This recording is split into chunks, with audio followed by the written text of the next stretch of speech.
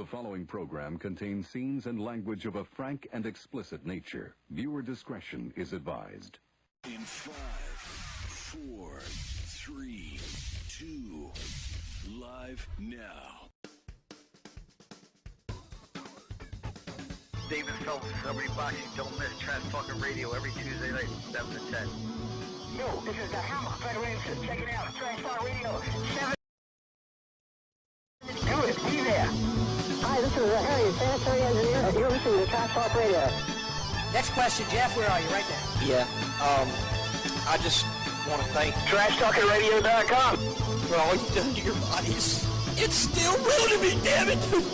I mean, you're awesome. Thank you so much, Mr. Clark, for saying what needed to be said.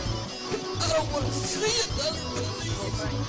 Hey, I want to talk to Mike Trash, man. Don't be putting me down like that. I appreciate it. Hey, would you shut up?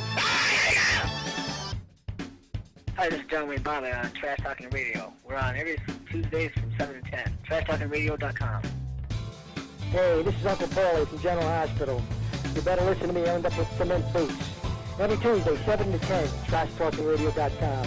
Be there. I'm Melissa Bacelar. Oh my God. No. Oh my God. No. It's Trash Talking Radio. It's Tuesday. It's 7 to 10.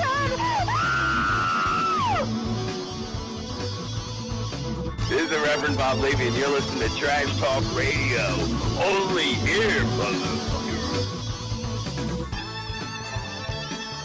Hey, this is Billy, and you're listening to Trash Talking Radio Show on TrashTalkingRadio.com. This is the only radio show that you ever need. So listen in every Tuesday. And now, you have instant entertainment. And if there's not enough, you act right now. You can listen to the archives for absolutely free. Now, how much would you pay? Call now. Operators are standing by. This is Danny Bonaducci. Nobody trash talks like me. That's why I quit the Partridge Family. A bunch of goofballs dressed up in red velvet suits. How embarrassing. If David Cassidy was there right now, I'd tell him what I think on him. Why? Because you're listening to Trash Talk, 7 to 10 p.m.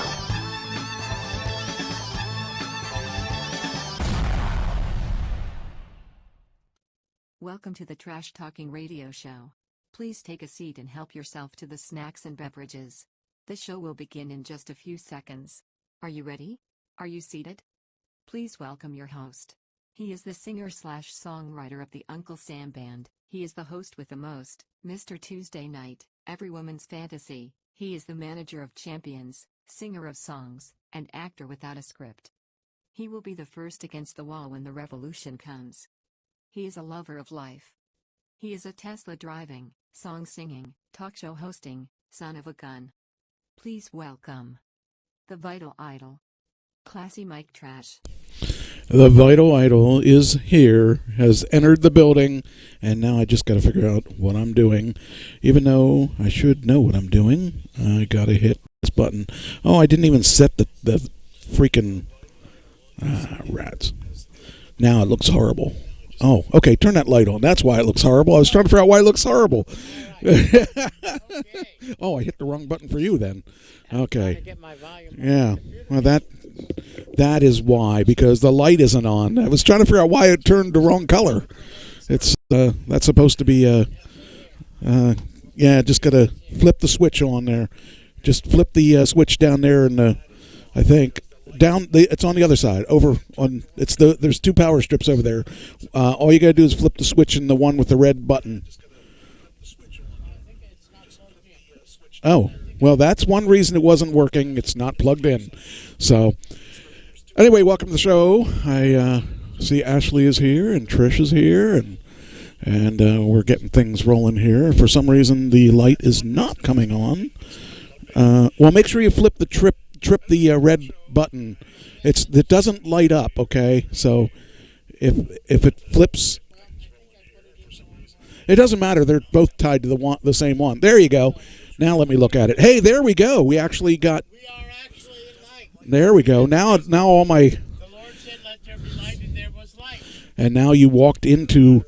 You walked halfway in. You moved the curtain. You saw what was behind the curtain now. So, your volume is what? My volume on my computer will not let me turn the volume down. Oh. Well, you just go up to hit your. Well, you have it turned. Well, yeah, I'm trying to click it and. Well, do you have a button up here that's a volume button? It should be. One of those. It's right here. No. Is that it? Oh, yeah, it is it. Just hit this one. That should mute it. There you go. Oh, okay. There you go. Hey, now we're starting to get it together. And I don't. All okay. right. All right. Yeah, now things are going. There we go. Let's see. Looks like the mix is on. Let's go through and double check and make sure everything's working. And let's hope we don't crash this week because we did have a problem with that last week. Guess I can turn the volume down a little bit. Trish, that's right. We're not Motel 6. The light is not on. The light is on now, Trish. And the Motel 6, we're here. Okay, and I will say, since you're not here, it must be Tuesday night. Let's see here. All right, let me make sure that everything. Let's see. Facebook is up. I can tell that. Let's take a look at the. Let's see here. There's last week's. Wait, is this week's? Yep, this is this week's. So I got to pin this to the top. All right. Then we got Twitch. Twitch is working. Good. Just the two of us. Just the two of us. That's right. We will make it if we try. Mike and Mike. Here we go. Nope, you're not going to take over my show. No, I'm not going to take Oh, what's over that noise? I don't know. That's the helicopter a little bit louder, I think. Well, that's really a loud noise. Yeah, that's real loud this time. I don't know what that's from. YouTube is working. It looks like everything's working because the mix is working too. So it's time to get rolling on this thing. Go. All right. Let's talk. Well, wait a minute. I didn't hear you, though. Why don't I hear you? I don't know. Talk. Hello. Okay, you're there. I just can't hear you. They can hear you, I think, but I don't know. All right. All right, we only had one death to talk about, and why am I so much louder than you? Doggone! I've got to turn it down a little bit. See, I keep trying to compete with you. Okay. I keep trying to be as loud as you. I don't know why. Let me bring this volume down a little bit. Check. Actually, let me bring this volume down a little bit. There we go. A check. 1 2 1 2 1 2. Now talk like you're going to talk like tonight. I am going to talk a little louder. Like okay, that's good. Do. That's good. Okay. That's good. We're good. Yeah. All right. Now, why am I not hearing you, though? Okay. Even though you're going through, I just don't know what's going on. All right. Well, we got half the show here, half the show over in Steelton. Yes, that's correct. Yes, we have our the radiocasters. The Trish is listening, and then the Trish and Ashley show over there. That's Trish and Ashley. That's right, up in Steelton, Pennsylvania. So. Because you have a bigger mouth. Mother told me to say so. No, I don't have a bigger mouth. Yes, you do. It's just I get more excited when we're on the radio. Yes, please calm it down. I don't want any hard-ons on this show. Okay, that's right. Okay. I'm the only guy that gets hard on this show. There you go. All right. So we'll talk about the one death we have, and then we'll move on with the show. But the death was kind of shocking to me, and it shouldn't be shocking because apparently he had been fighting for a long time. But Norm Macdonald from Saturday Night Live is no longer with us.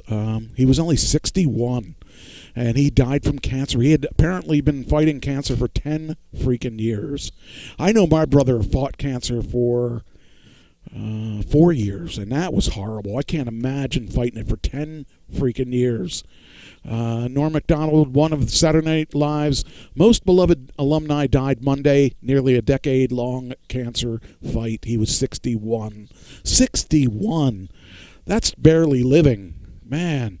You know, that's why I wanted to retire early, because all these people retire, say, I had a friend that retired at 63. He died at 65.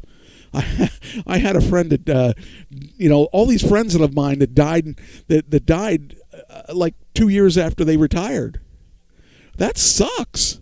You work your whole life. You're trying to make it so you can live a good life without having to, struggle, and you die. Well, that sucks to not enjoy your time in being retired. So I can tell you right now, I'm almost on 3 years of retirement, and I really think that this is the best years of my life overall. Now, I have some bad things that are happening, like my dog's dying and my mother's dying, and, but my health is sucky because my hips are hurting and my knees are hurting and my shoulders hurting, but I still am having a good time overall. If I eliminate those things, got to look at what I got instead of what I don't have. I have here that he was on the late night show with yes. David Letterman and Conan and Howard Stern. Oh yeah, he was everywhere. So everybody liked him. He was a likable guy. He even had I think for a while he had a sports show he was doing. For some reason, I think he was doing a sports show at one time. I got his thing up here. This is just really sucky because I liked the guy. He had a dry sense of humor. If you didn't like his sense of humor, you weren't going to like him. Because when he was doing the news on Saturday Night Live, a lot of people didn't like him because they didn't get his sense of humor. I liked his sense of humor, and I liked him. And I just I'm sad that he's not with us anymore. He did the Drew Carey Show. He did news radio. He wrote for a lot of things. Before he went into Saturday Night Live, he wrote for Roseanne. Wow. And I thought that was I thought that was interesting. Wow. So, just kind of one of those things that you don't realize how much stuff this guy really did. He was in Saturday Night Live from 93 to 98. He left Saturday Night Live. I guess they removed him from Saturday Night Live's Weekend Update because of ratings and replaced him with Colin Quinn. McDonald and others believe the true reason for his dismissal was his series of O.J. Simpson's jokes during and after the trial. Because if you remember that was a pretty hefty thing in the news, and he had a lot of O.J. Simpson jokes. Ashley says, not to interrupt, Ashley says, I think the mother-daughter show would be better. LOL, just kidding. We should let that happen next week. We'll sit it and watch them. There you go. They can do a whole show for themselves if they want. Trish says, your hips are hurting, flip the mattress. It doesn't matter because both hips are hurting. And there you go. And I have arthritis. My arthritis is out of control. See here, McDonald, let's see. It says here 99 after he left Saturday Night Live. He did Dirty Work. That was a comedy that was it was okay. It was directed by Bob Saget and co-starring Artie Lang and Chris Farley in his last movie. Wow, was he around in 99? Was Chris Farley? I thought Farley died in the 80s. Yeah, wow. I was pretty sure that was true. I will look that up for you. Well, I can do that right from here. Okay. Farley was on. Okay, that would be right then, because Farley was on Saturday Night Live between 90 and 95, and he died shortly after that. So I guess it was 99. Okay. The Norm Show he had. Let's see what else. There was.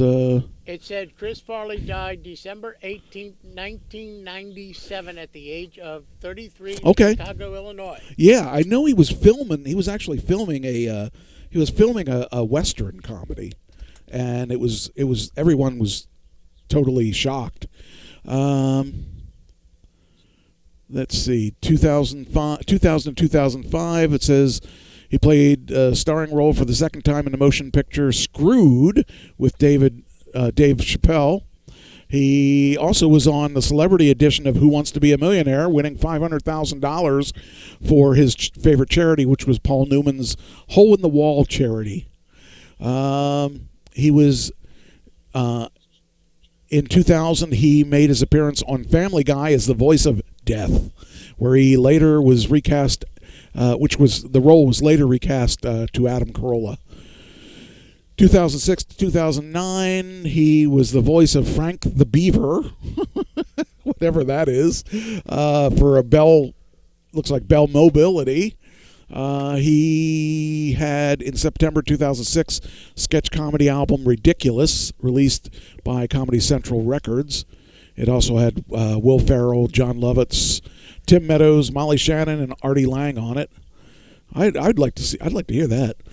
He was a guest character on My Name Is Earl. I remember that. Two balls, two strikes. That was a strange, strange movie or a strange TV show. Let's see here. 2013, he had a podcast called. Tamara says hello. Hi, Tamara. Norm Macdonald Live was his podcast. 2014 to 2020. He was the last stand-up in 2015 for Late Show with David Letterman. So, looks like we have 5 listeners on Facebook. Yeah, and people on Facebook don't have to be in the chat room, so there's probably more. Right. There's a lot of people that don't come into the chat room. Right. And plus there's people that listen. Let's see if there's anybody. It looks like there's a couple people on YouTube, and I can't tell if there's anybody on.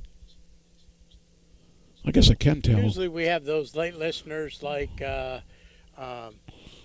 my sister-in-law and then my friend that usually puts her kids to bed. The reason Trish isn't there is I fired her. I said she can't hold up. She can't. This is the guy show. If you believe that, I got a bridge in New York I'm selling. That's right, yeah.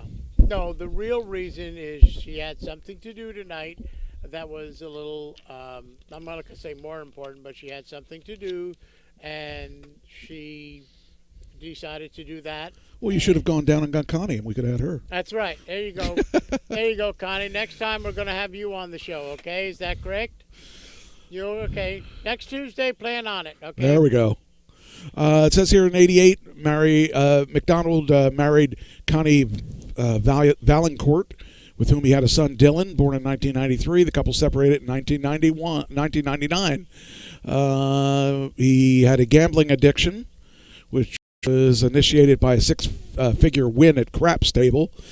Ooh, craps is a really tough game. I'm learning strategies for craps, but my game is blackjack and Spanish 21 because I have a lot of control over that.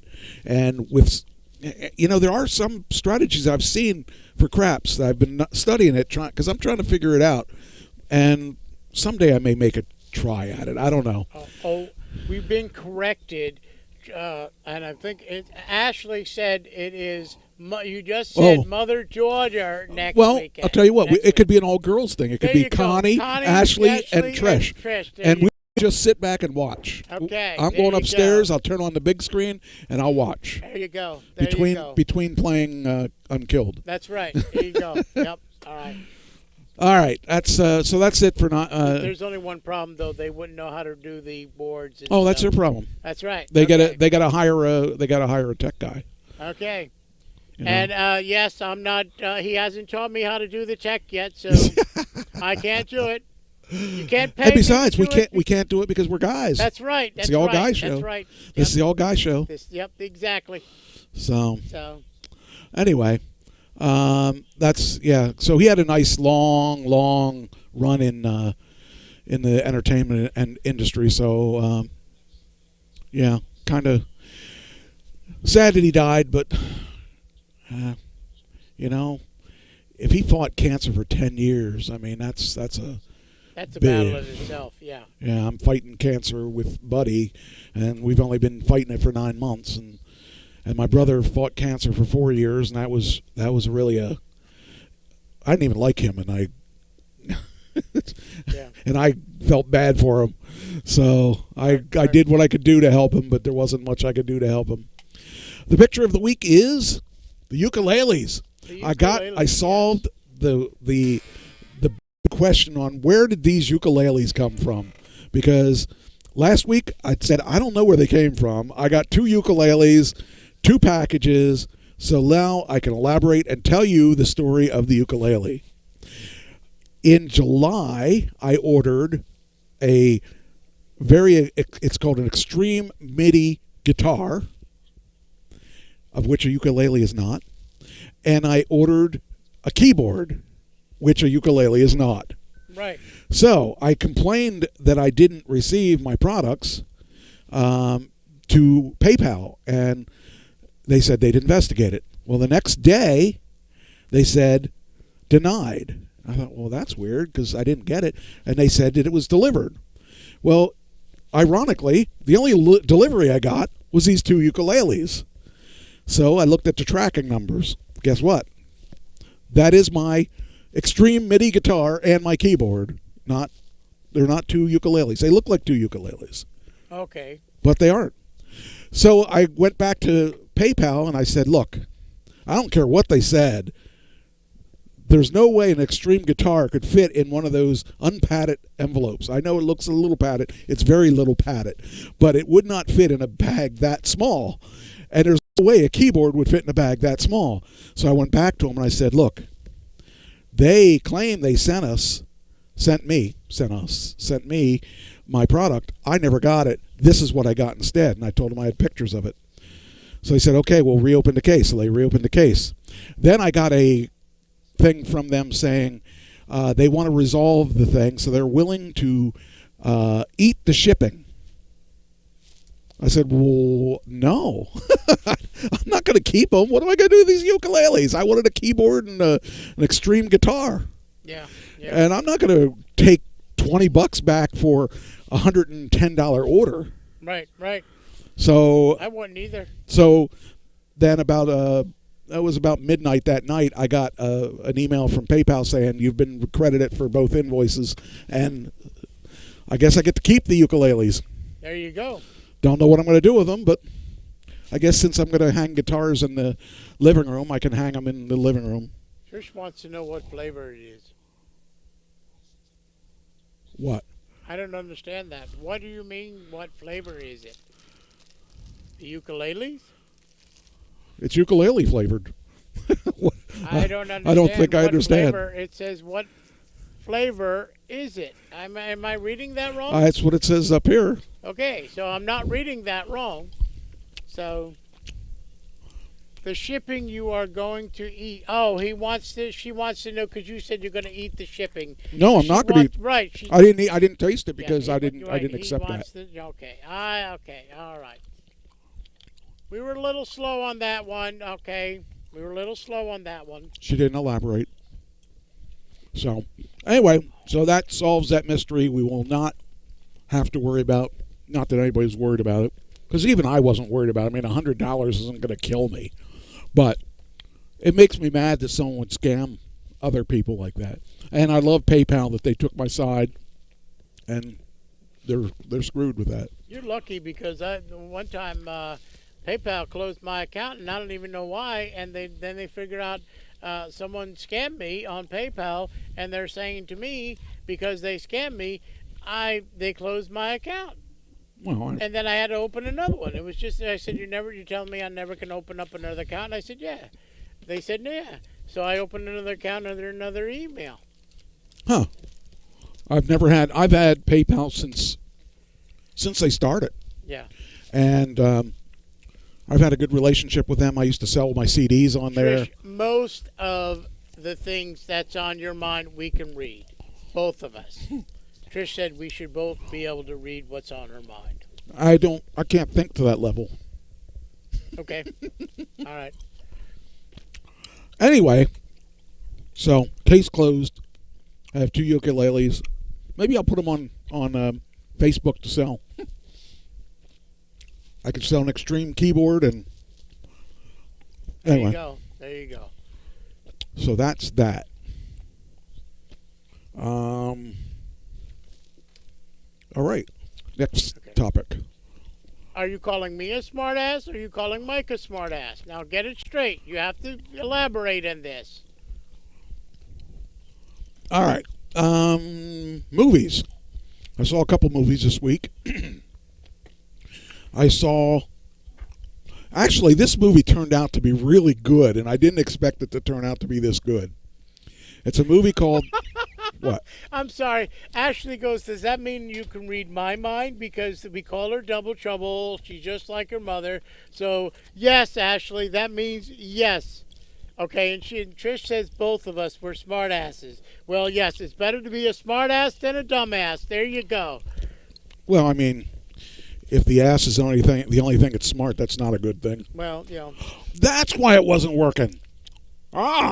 What's wrong? I was trying to figure out why I couldn't get volume on the browser, and I see over here it's down. But we still got volume, but I just cranked everything way up. All right. I saw 2 movies this week. One of them was pretty funny. It was called The Comeback Trail. Okay. Now, this one doesn't, on the surface, look like it's going to be very funny. All right? A Comeback Trail. It starred Zach Braff, if you liked, he had, not ER, he had back in the day, he had his own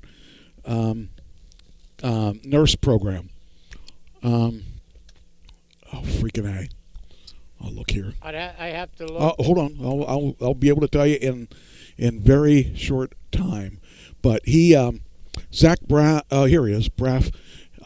He did the lead. Let's see. I can't remember the name of the show, but I watched almost all of them. Let's see here. Early work. Scrubs. Scrubs. That's what it was. Okay. Anyway, I love Scrubs, and he's the main reason I watched this show. Even though it's bad humor, I like bad humor. Now, who else is in this? Robert De Niro. No, Ashley, I don't really want to read your mind. Robert De Niro was in this movie. He was the director of this movie, because and the other person in this movie was Tommy Lee Jones. And the other person in this movie is Morgan Freeman. Now, you put those guys in a movie together, it's probably going to be okay. So the idea of it was that Zach and Robert De Niro had a movie company, and they kept trying to make hit movies, because in De Niro's earlier years, he made hit movies, but as he got older, the movies got worse. So their last movie was not good, and they owed Morgan Freeman $400,000 or something like that. He was the investor in the movie, and they didn't make that. So they said, invest in our next movie. This will be, what we'll do is, what De Niro decided to do was, he was watching a movie being made, and the lead actor got killed. And so they got a big insurance check on that. So he thought, he got this brilliant idea. He's going to put a big budget movie together. He's going to take an actor, and the actor's going to die, and he's going to take the insurance money. Plot as the other one. So, he came up with the idea of killing the lead actor to take the insurance money, because of the other movie that he had seen. Right. That they couldn't finish the movie because the lead actor got killed and all that stuff. So he came up with this idea. He was going to put this movie together, and he was going to kill off the lead actor in a stunt.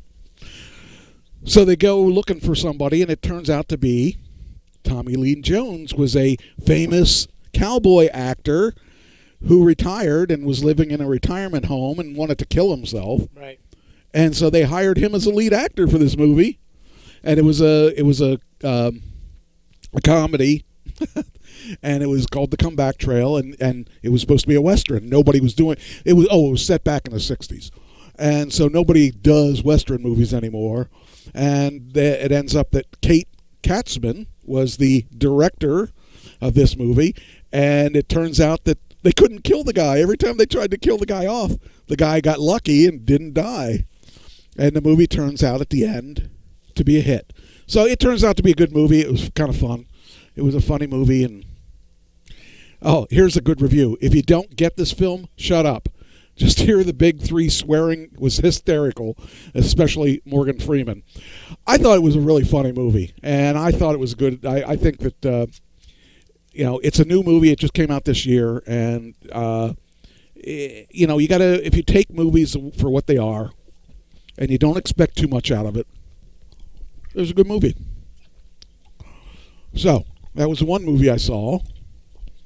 The other movie I saw was Malignant. Just came out Friday. Malignant Malignant was a weird movie. And if you like horror movies that are strange, this will be a good one right up your alley. This movie is about a woman who... That means that would be right up your alley because you're strange. Oh, I'm sorry. Okay. This movie is... remember we talked about conjoined twins last week? Yes, yeah. This movie is about conjoined twins. You don't know that. That's the reveal on how it ends. You find out this woman, she keeps seeing these visions of people dying. And she can't understand why she keeps seeing these visions. And she remembers having a brother. But she doesn't know where her brother is. That kind of leads you into where we're going. Now they didn't give this a great rating. They gave it 6 out of 10 on IMDb and a 77%, which is high for Rotten Tomatoes because they're kind of ball busters. But I will tell you this: the movie was pretty good. Kept me on my toes because I didn't get it. I didn't put 2 and 2 together because you don't know that she was a conjoined twin. The ending really... They don't reveal that until the end, or... No. Okay. And it was so good. The way they revealed it. Because, I'm sitting there saying, huh? Well, wait a minute. How could that be? And then they explained it. I'm like, oh, now it makes sense. Mm-hmm. Because she was there. Anyway, I don't want to say much more than that, except that it's really bizarre, and I liked the end of the movie. It really explained a lot to me what was going on, and so I'd say if you're into that kind of movie, go see it. It's James Wan, and he's done a lot of good movies. I like a lot of the stuff he's made. So that's the 2 movies that I saw this week. Actually, I want to give people a chance to see this one. It was a good movie, though. It really... oh, here you go. Paralyzed from fear. Shocking visions. Woman's torment worsens. And it doesn't say any more than that, but that's the idea of the movie. And it definitely was... It was better than I thought it would be. I didn't know what to expect, and it was pretty good. Oh, what do you mean? Just do it, Twitter. Oh, I did do it. Okay. All right, so you're not going to let me put in... I could do it this way. Take this, boom, copy, and put this. All right. All right, then we put this in here. Where's my insert in this thing? That's it. Okay, there it is. And then we hit that. And then we can go to the next thing.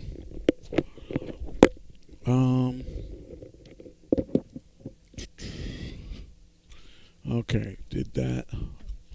I don't think I did it with this one, though. Let's see. Is there a thing where I can hit the button for this movie?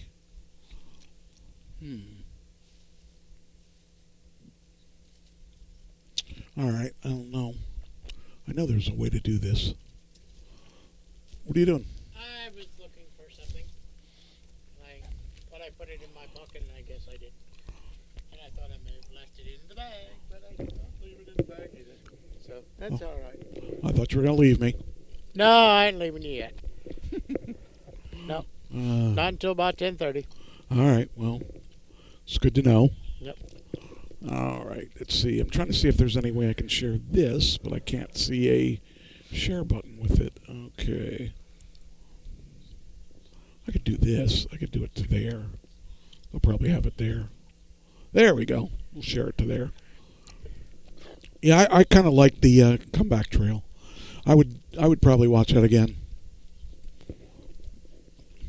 It's funny seeing them set up all these stunts that were supposed to kill him. The guy ends up keeps living. It really made it difficult to kill the guy, and he didn't want to live, so it all was okay, except that he kept living.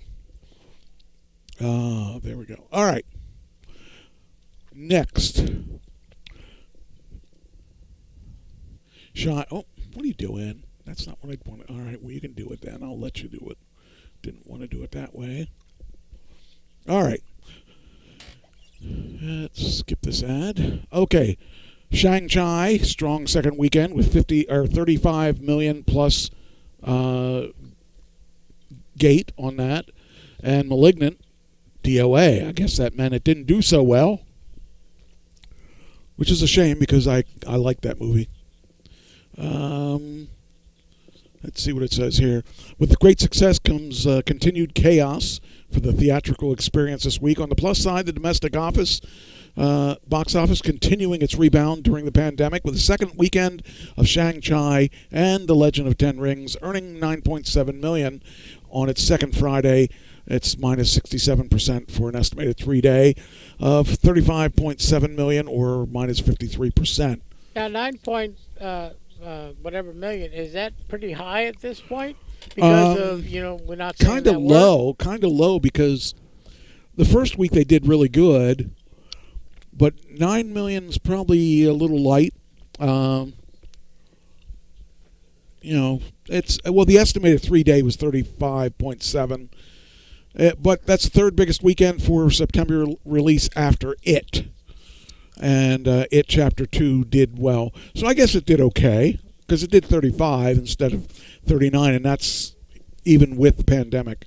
Mm-hmm. Disney responds after the Marvel Pix record Labor Day frame opening last weekend was $94.6 million. So, I don't know. I think it's doing okay. I don't see... I mean, every time I went to the theater since the pandemic, there's been nobody there. So, right. I don't know. Says Malignant. It says here, Warner Brothers has turned the post Labor Day frame into a blockbuster frame, starting with its 2017 It, with $123 million with It. Now that gives you an idea of what we were doing in 2017. So the first week it did $123 million. And continued to rule with its It 2 at $91 million, and The Nun did $53.8 million. I think that was 2018. Actually said Donnell watched part of Shang-Chi, or how you say it, Shang-Chi. Yeah. Shang-Chi. Yeah. So, but he didn't get to watch all of it because I guess he had to go pick her up. Yeah, I didn't get a chance to watch one yet. I'll get around to that. I didn't have any good links for that, so I couldn't see anything. Yeah, it says here that it was talking about Malignant didn't quite cut it with the theatrical debut at $5.57 million, which is really bad after a $2 million Friday. So it's a shame because I thought it was really well done. Again, I didn't have any idea what it was about until I actually got to see it. So, all right, next. Get this stuff out of the way. All these stuff that we don't need. There we go. Let's see.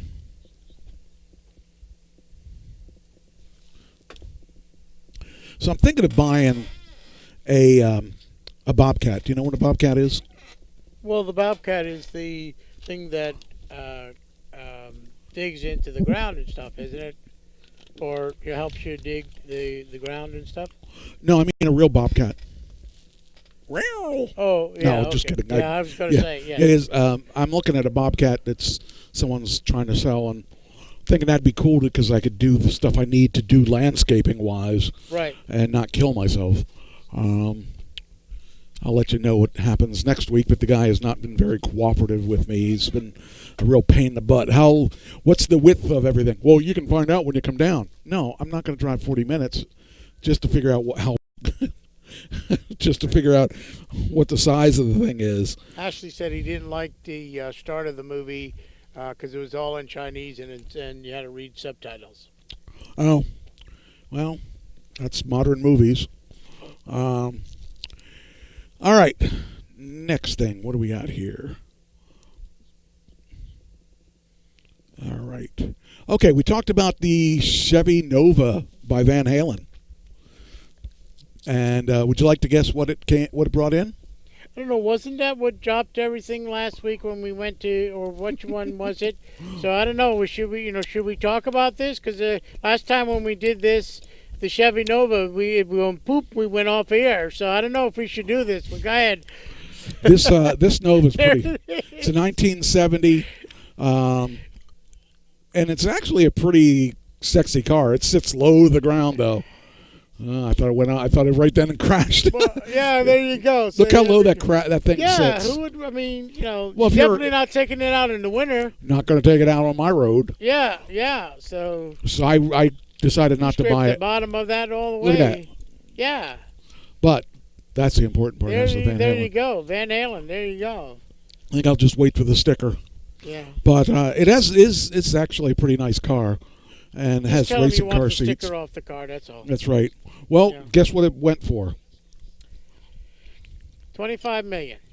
Oh no! I don't know. I don't know. $10 million.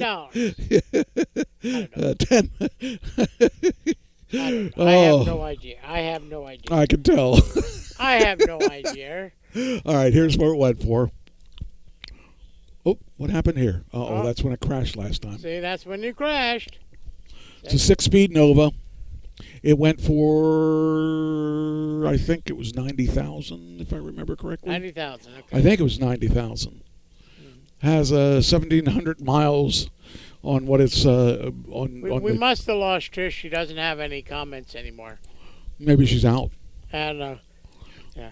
I know she didn't go to sleep this early, but yeah. I'm trying to find the. Where is the? Oh, wait, here it is. Wait, this Chevy Nova. Oh, there it is, 98,000. So 98,000 for that car. His guitars went for more than that. Yeah, you said that last week, I believe. Yeah, his guitars went for more than anything. Oh, okay. I'm sorry. Trish is here. Okay. She just hasn't made any comments. It's because she's probably not listening. All right. Next article. What's the matter? You don't like the Mike and Mike show? Oh, wait. Come on now. Did I do this? You know what I didn't do? I'm trying to save this for those that want to see. Oh. Is there a... You're correct. She's not paying attention. Yeah, I she's didn't think helping so. her favorite daughter. I don't know about favorite, but she's helping one of her daughters. I don't think she has any favorite. She just, has 4 daughters. So. All right, she's helping. She's her favorite daughter is Natasha here. She's helping my favorite of her daughters. Okay, there you go. Today. There you go. She's helping my assistant. That's right. Yep. All right. But for 2 weeks in a row, I've taken the assistant You have. job. That's correct. You've been here on time. That's right. Doing what you got to do. That's correct. Yes. Somebody's got to do what you got to do. Oh, okay. I wondered who that was. All right. Ashley agrees with you that she's your favorite. You're her favorite daughter. So. What? Why? Oh, why would you say Mike Trash is a kiss up. Who am I kissing up to? I think she means Ashley. I think Mike Trash is a great guy. Oh, she says this assistant is working remotely. Yeah, but I'm actually in the hot seat, the assistant seat. What's Ashley doing if she's working remotely? Well, I think Trish says she's working remotely, and you're kissing up to Ashley. I have nothing to kiss it up to. Right, and she calls her, since she's not here, still your assistant is working remotely. No, she's remotely working. There you go. Or that's right. Instead of working hard, she's hardly working. That's right. There you go. All right, we got a pretty good story here from Al Snow, who was on this show, by the way.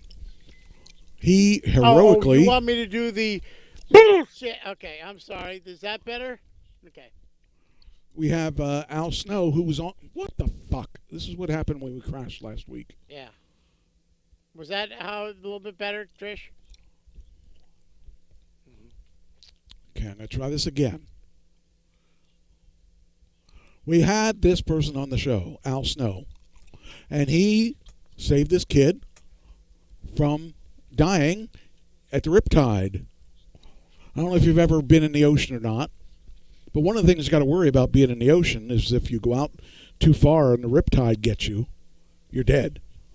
Right. So this person here, this kid was out too far and he couldn't get back to the to his place, and Al ran out, swam out and saved his life. He got out there before the lifeguard did, and the lifeguard was a woman who couldn't get out there. Couldn't get out there as quick because Al was already in the snow, or I was already in the snow. He was already in the water. But 58-year-old Al Snow says the lifeguard was on the beach, but at it, I knew she wasn't going to make it on time, so he sprung into action. I made it, thank God, Snow said, and I caught him by the arm, and just as a wave started to pull him out further. If I hadn't grabbed him, he probably wouldn't have made it. So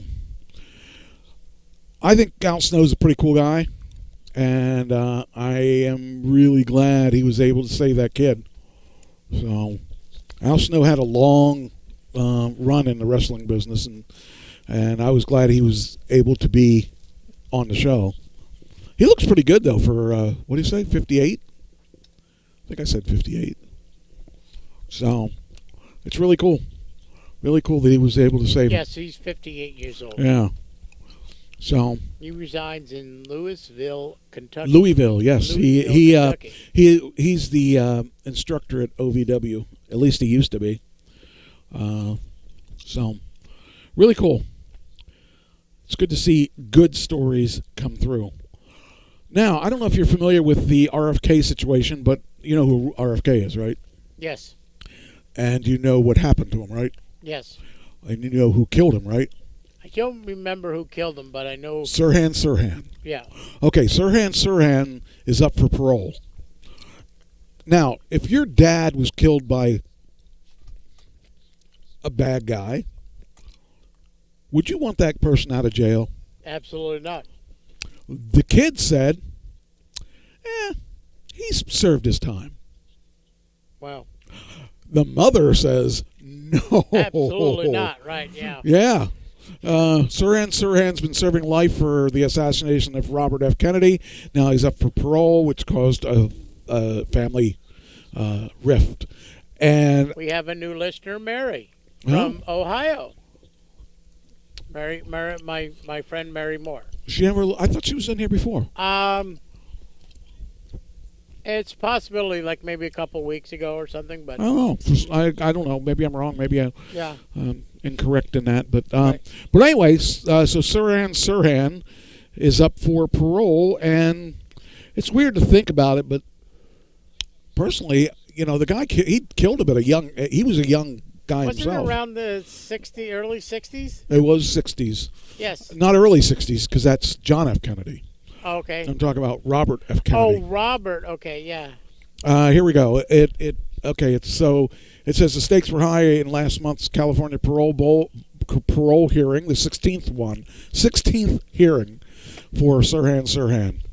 But it wasn't just 77-year-old Sirhan who was on tenter hooks before learning he would finally be recommended for release after 53 years in prison. 53 years. Can you imagine? Okay, because you're not even 53, or you? I am 53. You are 50. So that would have been your whole life. Yeah. He's been in jail your whole life. So yeah. That is interesting to me that this person is up for parole after 53 years. Okay, yeah, so he actually was killed June 6, 1968. So I was actually April, May, June. I was 2 months old. It was your fault. That's right, exactly. I was 2 months old. 2 months and 2 days. So he died. Behind the scenes, RFK's widow and kids were at war against each other in a feud that threatens to damage RFK's timeless Camelot light brand. The fight over the impending release of the senator's killer led to one side double-crossing the other. Matriarch Ethel, 93, and 6 of her and RFK's children, Joe, Courtney, Carrie, Chris, Max, and Rory, opposed Sirhan's parole. Sons Robert Jr., a.k.a. Bobby, and Douglas are in favor. Daughter Kathleen has not recently made her opinion public. Sons Michael and David are deceased. The members against Sirhan's release have promised that they would not make a statement to the parole board on August 27th, sources told the Post. Knowing that Bobby announced in 2018 that he believes that Sirhan did not act alone, had decided not to give a statement about parole. Then all hell broke loose, according to Sirhan's lawyer. Bobby got backstabbed, a source close to the hearing told the Post. The night before the hearing, I got a letter from the parole board. I wish it would stop doing this, where it keeps losing.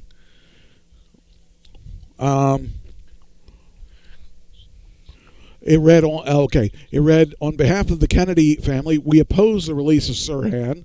Bobby had been staying out of it specifically on the assumption that his family was going to stay out of it.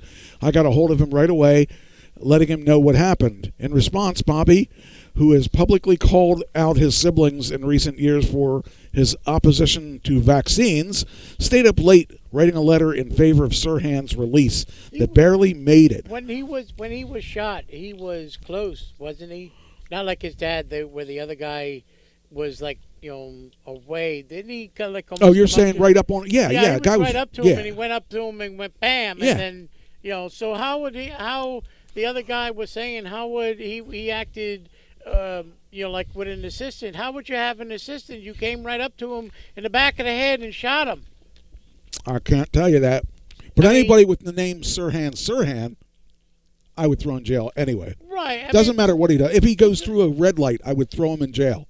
Because anybody with a name that weird, he's going to be weird in real life. Yeah. It's possible that the man could have been president of the United States, along with it. Like I said, his father wasn't. That's what he was going after, wasn't he, at the time? I don't know, because like I said, I was 2 months old, but I think, wasn't he going after, governor or something? I think. Well, he was a governor. He was governor. He was governor. He was going after president, wasn't he? No, I think I don't know. I don't know who he was going. I think he was going after. He was going after. Because the president was already dead by then. Right. Yeah. John F. Kennedy was dead. But he died in like 63 or 62 or something yeah. like that. That was way before, a little bit before my time. And just to answer something that Ashley was saying to probably Mary. Yes, I think so. She was saying, I'm Michael's adopted daughter. I'm one of Trisha's daughters and Trash's girlfriend. That's right. There you go. There you go. Now you realize you're going to get something from Trish, right? Okay. Just boot her out of the chat room if she gets obnoxious. Anyway, knowing that, who announced in 2018 that believes that Sirhan did not act alone, he decided not to give a statement, and then he ends up, I just don't get it. I personally don't get it. If it was my dad that was slaughtered by an asshole like that, I would want him to spend his life Trish in goes, jail. not if I can help it, and in big, bold letters. Oh, come on. I'm good for her. Much like I was good for Trish. I'd straighten her out. You straightened Trish out. That's right, and I would straighten Ashley out, too. You gave her a very positive That's attitude, right. And you helped her with finances, and now she's doing that for me. Yep. So, That's right. Yeah. Anyway, where are we at? I'm overwhelmed by just being able to view Mr. Sirhan face to face. I think I've lived my life both in fear of him and his name in one way or another.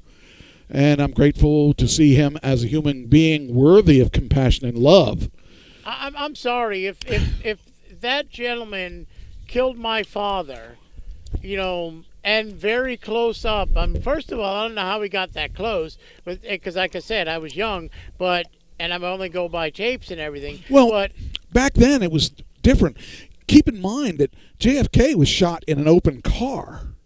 They were taking him down a He parade. doesn't want you as a son-in-law. It doesn't matter. She says, there's an It doesn't LOL matter out what there. she wants. Okay. She doesn't have a choice in this. There you go. But anyway, Yes. But keep in mind, John F. Kennedy was shot in an open car. They were driving this open car in a parade down Texas. Yeah. It's a lot different now. You don't see Donald Trump driving an open car. Yeah, you don't know. see any president do that. They You were don't even see, and not to come religiously, the Pope doesn't even. He's behind a whole, well, supposedly bulletproof glass. No, that was for bug catcher. Well, okay. Well, I mean, so he's with the bulletproof glass and everything. So, I mean, times have changed and everything, I guess, because of it. But, going back to what I was saying, if he killed my father, I would say, throw him, keep him in jail. I'm sorry. Too many people get thrown in jail, and then it's like, okay, I've done my term, or I've done whatever, what it is or whatever, and it's like, they set him free, even though they're probably, you don't know if he's going to do it again. Okay, maybe he can't get guns, and I guarantee he'll do it again. How old is he? He's like 77 or something. Well, yeah, but still, he can hold a pistol in his hand. Who knows he's not going to go after who the current president is. I'm not saying now, but when he gets out, who knows he's not going to go after, Trump or somebody like that who's trying to run again, in 2 years and all that. Who knows he's not going to do that. We don't know. I personally think he should have been killed anyway. I think he should have gone through. He should have been killed for killing somebody. I mean, that's that thing too. Why didn't they assassinate him? Well, not assassinate. Or why didn't they, put the, whatever the, the thing into his arm, in his arm and kill him that way? Why didn't they do that? Why didn't they do that back then? I mean, but I'll tell you what, if I was one of those children and they pulled the backstabbing business on me, I would have been really mad. I would have taken out one of my siblings, I think, and then gone to jail for it. It's the whole principle of the thing. Trish, if you're talking about Ashley losing zeros, I don't think she's going to lose any zeros. Because that's his girlfriend. Now, if you're talking about me losing zeros, I don't think so. Because I guess I got to read these because I don't know what's going on in the chat room. Well, for some reason, I think. She said she sat on my lap in the tow truck, and she did. She did sit on my lap. She preferred to sit on my lap than Ken's anyway. Well, Trish said, "Hey," and then Ashley goes, "Hey is for horses." Okay, now we're okay. And then you're going to lose zeros, and then she says, "No, I'm not. You're not in charge of them. My boyfriend Mike's trash is." We should just read that. We don't need to do a show. Let's just watch. Let's just read that. This is exactly it. You know what, Trish and Ashley? I think you should be remote every week, and it should be the Mike and Mike show. This is too much fun. Well, no, I think it should be the Ashley and Trish show. I could actually watch that. I could watch them reading things back and forth. Oh, Ashley's going to lose zeros. Ashley's never going to lose zeros. That's his girlfriend. That's right. You know that's not going to happen. You know that, if I did that, my girlfriend wouldn't be happy with me. So. Exactly. Right. Exactly. So he's not going to lose zeros. My whole thing is if the girl is more than half my age, she's dateable. That's right. There you go. And she's more than half my age, so. I've tried the younger. I've tried the older. I've tried my age. I've tried what works. Same thing. I've tried the younger, the older, and my age. That's right. My average is 3 months. Mm-hmm. Here we go again. I lost my. I don't know why this is the problem. Okay, so this is what it was doing last week though. Yes, before it was, we crashed. And then it popped out. Yeah. Yeah. She Trish says yes, but I'm her mother, so my say goes. Ashley says you should hear us over here. We are sitting at the table. I'm an adult. I don't know Yeah. if I'm talking louder or not, but It's okay. I got you turned down Okay. enough that you can speak because your I norm. am getting. I know. I realize now I'm watching. getting excited. I'm keeping an eye. I'm keeping Yeah, an eye on it. I'm getting excited when I talk again. But you said that's okay. 'Cause It's okay. it I'm makes a okay. good show. I'm monitoring it, so it's just what I ought to do is make you monitor your own voice so Yeah, that I you know when you're doing Well, it. that's But why we did it when I did the check. I did it louder, so we know how to turn it down and stuff. So, yeah. okay, so there we go. That's what I'll do every week. Do it louder. So when I get loud, it's okay. All right, next one. Next question. Mary's enjoying the show. There we go. And the comments in the chat room. There you go, Mary. That's all. That's the whole point of it. All right, next thing. Okay, so you remember I said a couple weeks ago Scarlett Johansson was mad at Disney because they released it on Disney Plus at the same time they released it in the theaters. Okay. Well, because of that, Disney says the rest of its 2021 stuff, now it's not going to, okay, here we go, will have exclusive theatrical releases. That includes The Internals, The Last Duel, Encanto, and West Side Story are all going to be released in the theater before Disney Plus. So that, well, see, her complaint was that she gets paid on the back end of that movie when it's in the theater. So if you go see it in the theater, she gets paid. If you watch it on Disney Plus, she doesn't get paid. So that's what her big beef is. Because what they'll do is they'll say, you pay me $5 million up front. I'm just picking a number. Right. And I want 2% of the back end. Or you can just pay me $40 million. And usually the theaters, not knowing, or the studios not knowing whether or not the movie's going to crash or burn, right, they're usually going to say, okay, you'll get it on the back end. That way we only have to put out $5 million up front instead of paying $40 million out front, and then the movie bombs and they are out $40 million. For that, I mean, for that example, I don't know that that's a real number, just throwing numbers out there. Right. So the remaining movies in Disney 2120. I don't know why I can't say that. In the 21 slate will all be released in theaters exclusively before being released on Disney Plus streaming platform. And they're doing it because all of their actors are saying, look, I was promised the back end, and you're not paying me the back end on your Disney Plus. So either up what I'm getting paid, So decision follows the successful releases of Shang-Chi and the Legend of the Ten Rings and Free Guy, which you got to see. The Disney released each of the movies with an exclusive 45-day theatrical window. Shang-Chi topped $71 million in its Labor Day weekend. The second biggest movie to haul films released theatrically during the pandemic. Free Guy brought in $28 million in its August debut. Both films have surpassed $100 million at the box office. That's pretty good. That means we're getting back to some kind of normality. So, but anyway, Disney's dealing with the fallout of the decision of the blackout release. Scarlett Johansson in theaters, Disney Plus streaming platform for a $30 fee at the same time in July. I'm sorry. Ashley has a question for you. And the question is, she ran into a situation last night, and I think this is why she's asking the question. She has said, if she calls you at midnight and like it was an emergency situation, I believe that's what she's talking about, would you come and get her? Well, I don't know. I need more details. Maybe. It may be. I don't know. Chris says his sound wouldn't be turned up. I don't know. On your phone. Oh, it is. Yeah, it isn't usually, but depends if she called me and I was awake or not. I mean, if I was, I don't know. Possibly. It depends what the depends what an emergency is. I mean, and if an emergency is I ran out of coffee, no. Well, if an emergency is someone beat her, I would be there with a baseball bat. Yeah. I think what she's referring to, her and Darnell went to the ER last night, and on the way back, he blew a tire.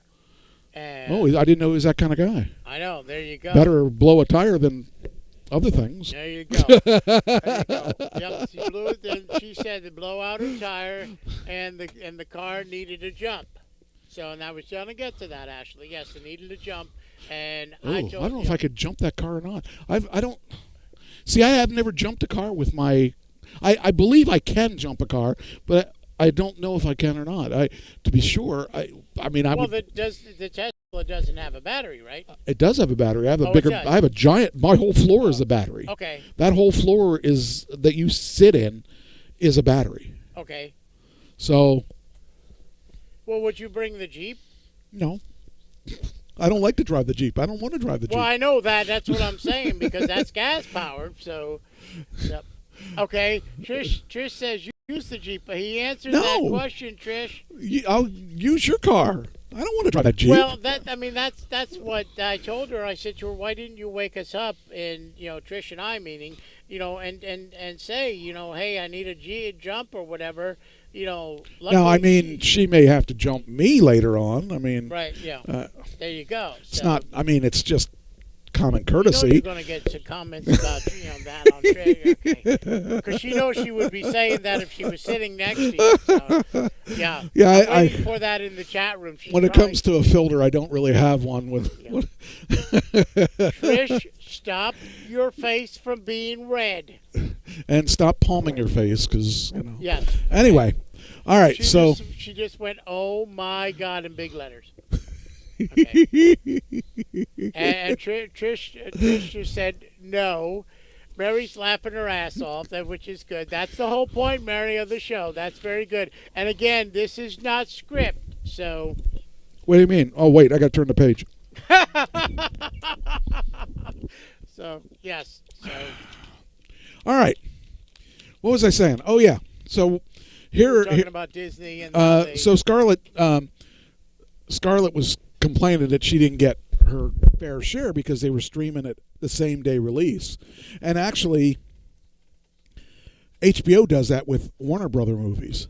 That's how I got to watch Malignant, because it came out Friday on HBO and in the theaters. I agree with it not being released the same day, because it's not really fair to. But I'm not gonna, if I have the possibility of watching in my house, I may do that, because there's certain movies. I would agree too. It's I mean, I think you're gonna pay so much. What I mean, okay. Yes, my mother's face is bright red. Okay, yeah, and so it's one of those things where if I had a chance to make my own popcorn, sit in my own house, And I've got a nice screen. right, exactly, and then why would you want to go to a theater? And you don't need the candy. You don't need anything but popcorn. So you can make the popcorn in your own house. And I'm going to go from 110-inch screen to 125-inch screen as soon as I have someone to help me do it, because I've got it up there. I just got to put the two screws up there and watch it on the bigger screen. The bigger screen's really nice because it has the pull down. You can pull it up when you're not using it. Oh, really? Yeah, but I use it every time I'm in the living room anyway, so it's not a big deal. But I really want to switch that living room around. Anyway, that's not what we were talking about. Anyway, it says here. Just wants to know, do you still have the popcorn machine? Yes. Okay. And actually, I want to try putting popcorn in the air fryer. Oh, yeah, that would be something.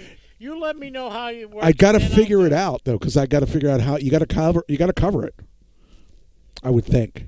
Well, you got to cover it from popping all over the air fryer. Well, if you're gonna, wouldn't you put like one of those bags in there? No, I want to use regular. Oh, no, I want to do. Oh, you're using the regular. I was gonna say. I was thinking microwave, like you would microwave it and then just put it in there for like, put it maybe 5 minutes and listen to it. And when it stops popping, okay. I just want to figure out if you can do it. I'm sure there's somebody who does it. I mean, when you break your machine, you let me know, because then I won't do it. Oh, it won't break. I know. Nah. Now you could break your microwave by putting things in, but the only thing I'm wondering about is like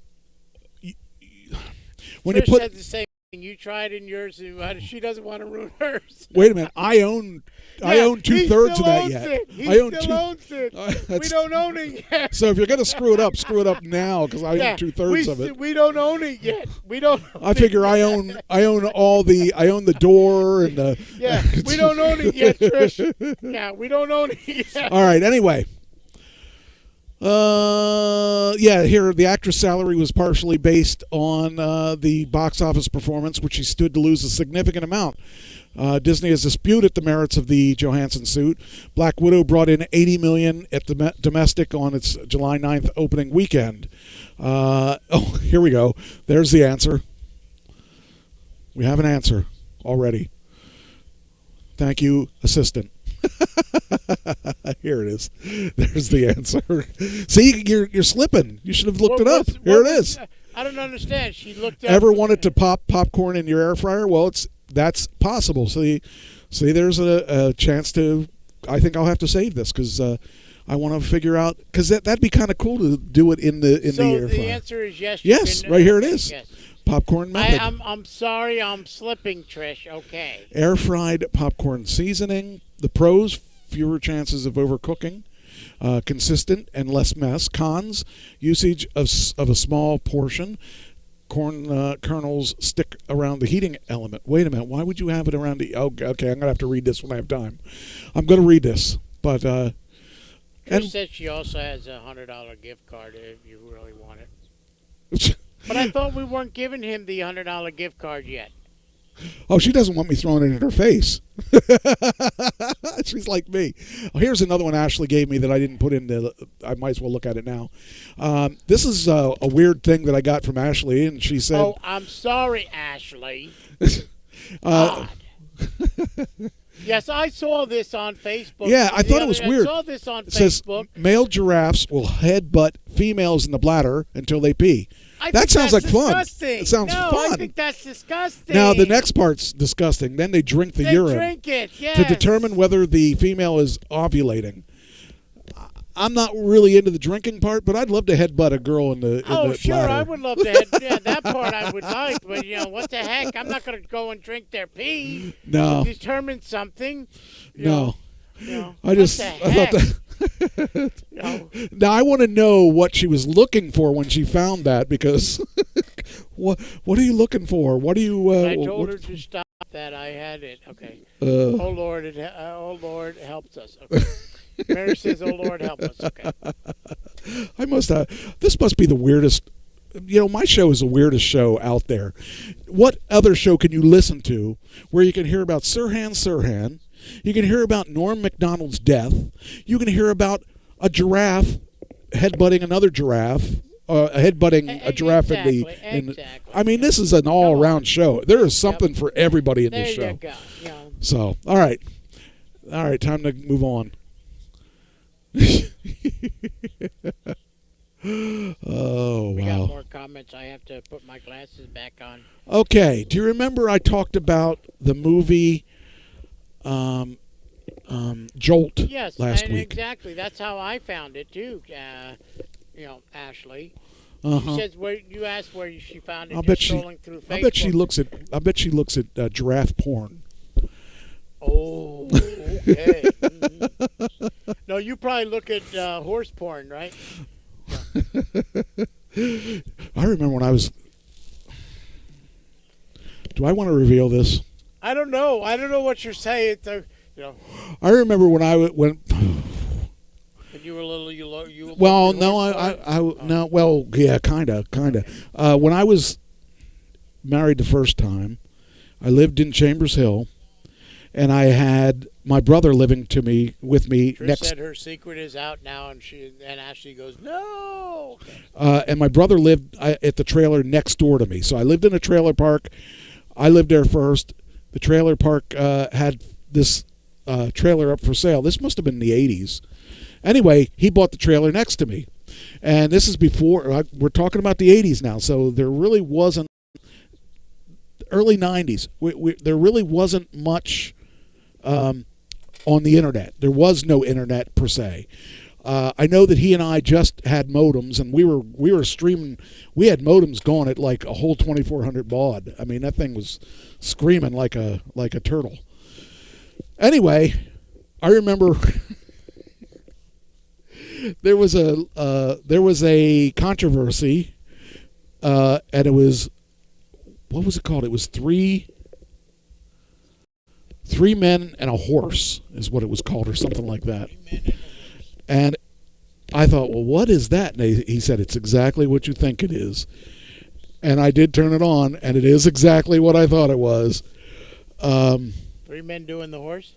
The horse doing the three men. Okay. Oh, it was... that was a horror thing. Okay. Anyway, back on the... Okay, on the show. Kate, okay, Jolt. Jolt was a movie we reviewed last week. I think it was last week. Yep. It was Kate Beckinsale was the star of that movie. Mm-hmm. She was rushed to the hospital in Las Vegas last week, which is kind of scary. I like this girl a lot. She actually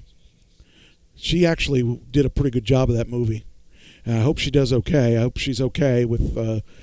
Did they say why, or, I don't know what the update is. This was from 9/10. Today is the 14th. So, I don't know. Let's see if there's an update in here. There might be. Yes. Wait, no. No, there is no update on this. So, Kate Beckinsale has been rushed to the hospital in Vegas. Sources say that the Underworld star has been staying at the Signature at MGM Grand while in town to shoot the film Prisoner's Daughter. That sounds like it should be with... Ashley says that she doesn't watch giraffe porn. She watches the porn that you send her. And her boyfriend, Mike Trash, sends her. All right. Well, I'll send you one on 3 Men in a Cup or whatever it was. Anyway, Prisoner's Daughter. She's filming Prisoner's Daughter. Her back went out, and it was bad enough that she had to be rushed to the hospital. We're told at this time that Kate is still in the ER. That was as of 9/10. So she might be out by now, but she was pretty hot in that movie. She was blonde in that movie. She went there for the hospital. Or Lancaster. I'm not Lancaster, Reading Hospital. Well, let's not talk about... Oh, I'm sorry. I shouldn't have said that. Okay. The Hershey Medical Center was where my mom was last year at this time, and they messed her up even worse than she was, and the Lancaster Hospital actually straightened her out, so that was good. Well, they just don't give you the proper care that you need. It's just, and they take forever. Yeah. Well, that's because there's a lot of people that didn't do what they should have done when there was something going around that I did and you did, and I don't want to talk about it anymore. That's correct. Yes, we're skipping over that. Okay, that's correct. We don't talk about that. Anyway, all right. So Kate Beckinsale. All right. Next. Okay. Trish might appreciate this thing. We watched the end of. You and I watched the end of American Ninja Warrior today. Yes, but we did. Something else that isn't that exact thing. How do you think somebody would do that was UFC champ on Ninja Warrior? That's a good. Oh wow. I don't think they would have got as far as the gentleman that won it. I mean, that the last challenge to climb that rope. No, we're just talking about any of the courses. We're talking about anything from the beginning course on up. How do you think they would do? I mean, they're in shape. Okay, let me give you a specific person. The guy's name is John Blachowicz. I don't think he could. I don't think he could get past the first round. You don't think he could? I don't think he would get past the first round. All right, let's watch it. Let's find out. I'm going to get in trouble for this, by the way. Just telling you up front that I'm probably going to get in trouble from YouTube. But, that's... Will they cut you off? Oh, no, they'll just be a pain in the butt. Because every time... Okay, so that is him on one of the events. I'm just sharing that for people that want to watch it, that aren't watching live. And we're going to watch it together. I did watch this, by the way, so I know the answer. By the way, Trish, what do you think? What is your opinion? Do you think he'll get it? Because since you're and how about on the remote, yes opinion, what do you think? Yes, he would. He gets past the first one, or how far do you think he'll go, or what's your opinion on this? And also Ashley. Also, yes, and Ashley also. And we'll wait a second to. If Mary's here, you're welcome to actually do that too. Does the UFC champ go through and make it, or doesn't he make it? And now we're talking about one course. Ashley says, "I don't watch giraffe porn."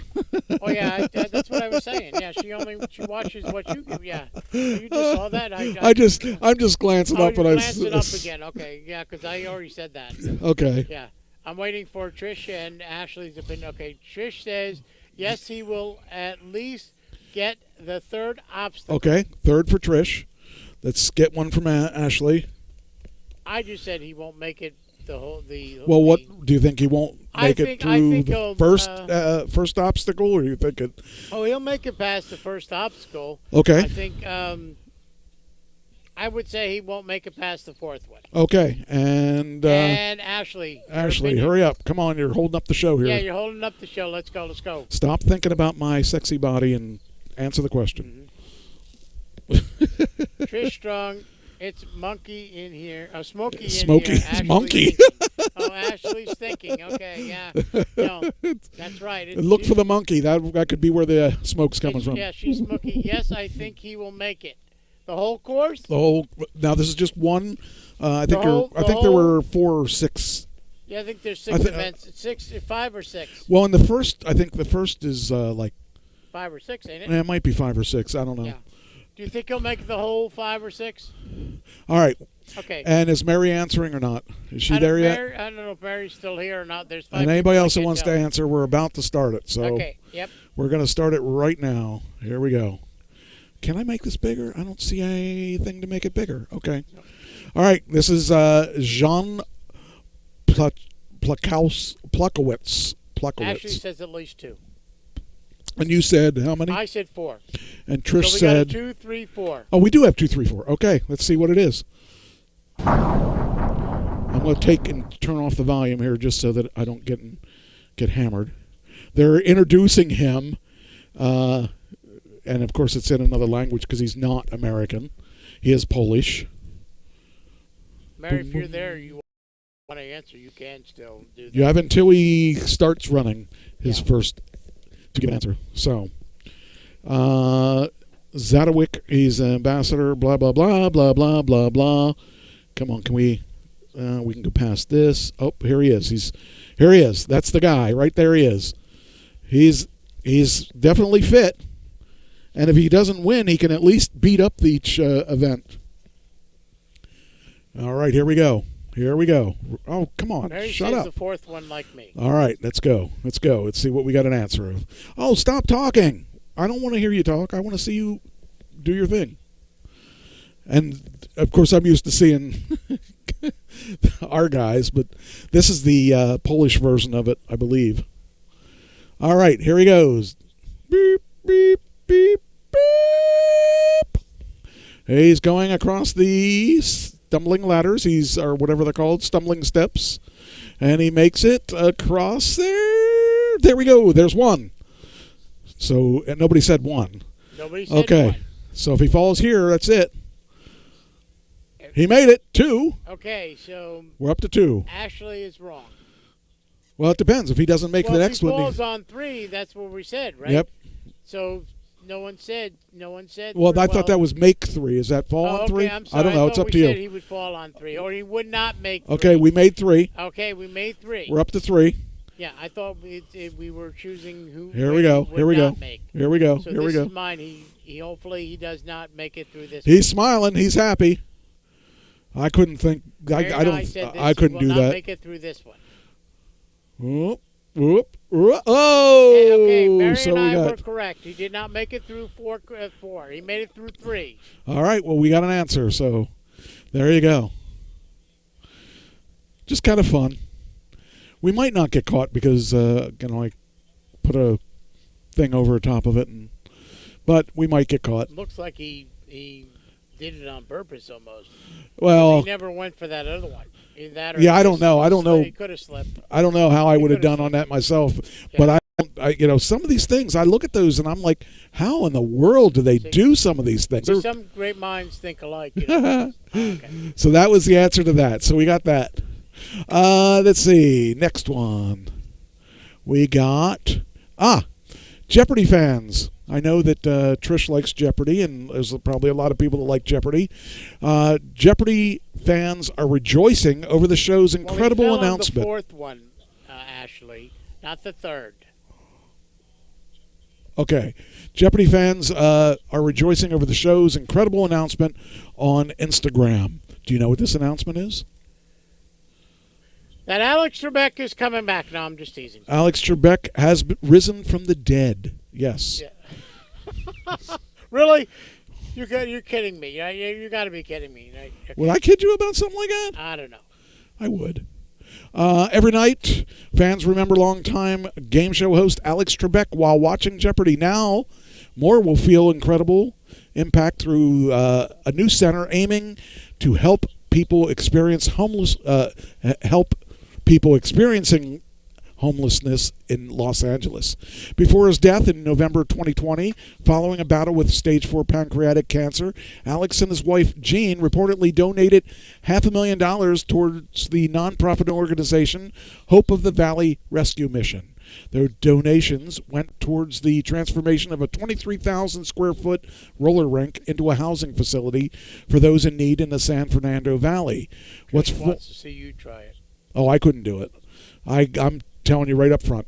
What's more, Sean Cavanaugh won Jeopardy's 2021 Tournament of Champions in May. The show matched the grand prize of $250,000 and donated it to the important cause. Although the project was set to break ground on May 15th with a predicted December opening date, construction began recently. Jeopardy's official Instagram shared the exciting news on September 1st while airing reruns of the Tournament of Champions. With the $250,000 donation from Jeopardy, the Hope of the Valley Trebek Center began construction August 16th, scheduled for completion early 2022. The site will have 107 bedrooms and a full array of social services to assist those living at the center. So they had a nice donation from Jeopardy and from the one winner and from Alex Trebek to do that. So according to TMZ, Alex and Jean's initial donation helped raise an additional $2 million from other donors and $6 million from the city. And originally the donation, the location was going to be called Hope Central or Hope Center. But after Alex died, they got permission to honor the late TV personality. It's now called the Trebek Center, and it will offer social services, including mental health services, job training and placement, and substance abuse counseling. Isn't, and correct me if I'm wrong, isn't he the longest, besides Pat Sajak and Vanna White, the longest remaining host on a show?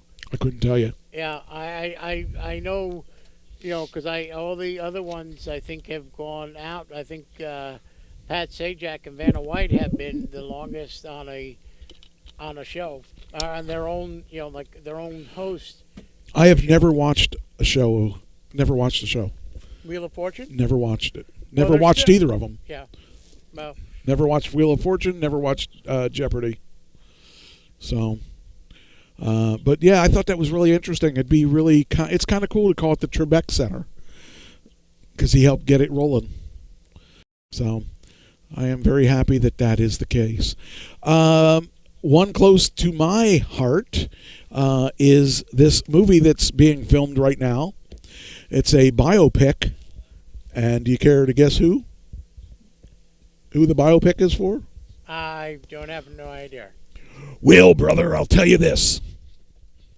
How about now? Ooh, Hulk Hogan. It is a Hulk Hogan one. The Hulk Hogan biopic filming is held up due to crowd scenes, and the writer is praising Chris Hemsworth for his portrayal of Hulk Hogan. And if you take a look at him, you could actually see that as being Hogan. I mean, a much younger Hogan, but yeah. And I'll tell you, he had to really put on some major poundage to fill those shoes, because Hogan is a big person, a very thick person.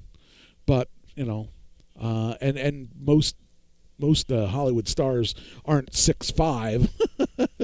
So I thought it was kind of funny. Netflix Hogan biopic is top secret, but Chris Hemsworth is awesome, says the writer. The writer behind the Hulk Hogan biopic, John Polano, has what's going on here? Are we going to be able to do this, or are we going to just start? What's going on here? I don't think you did it.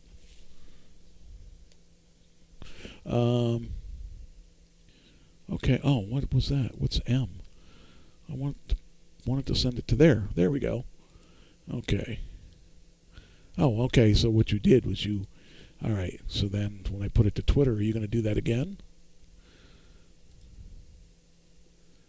No, that worked. Okay. So here's what he had to say. He said, "Look, man, I don't know what I'm allowed to say about that. They send people that script, and they have them read it in 2 hours. It's like top secret. So I'm not going to be the guy who gets fired. But I tell you, I'm really proud of the work. It's great.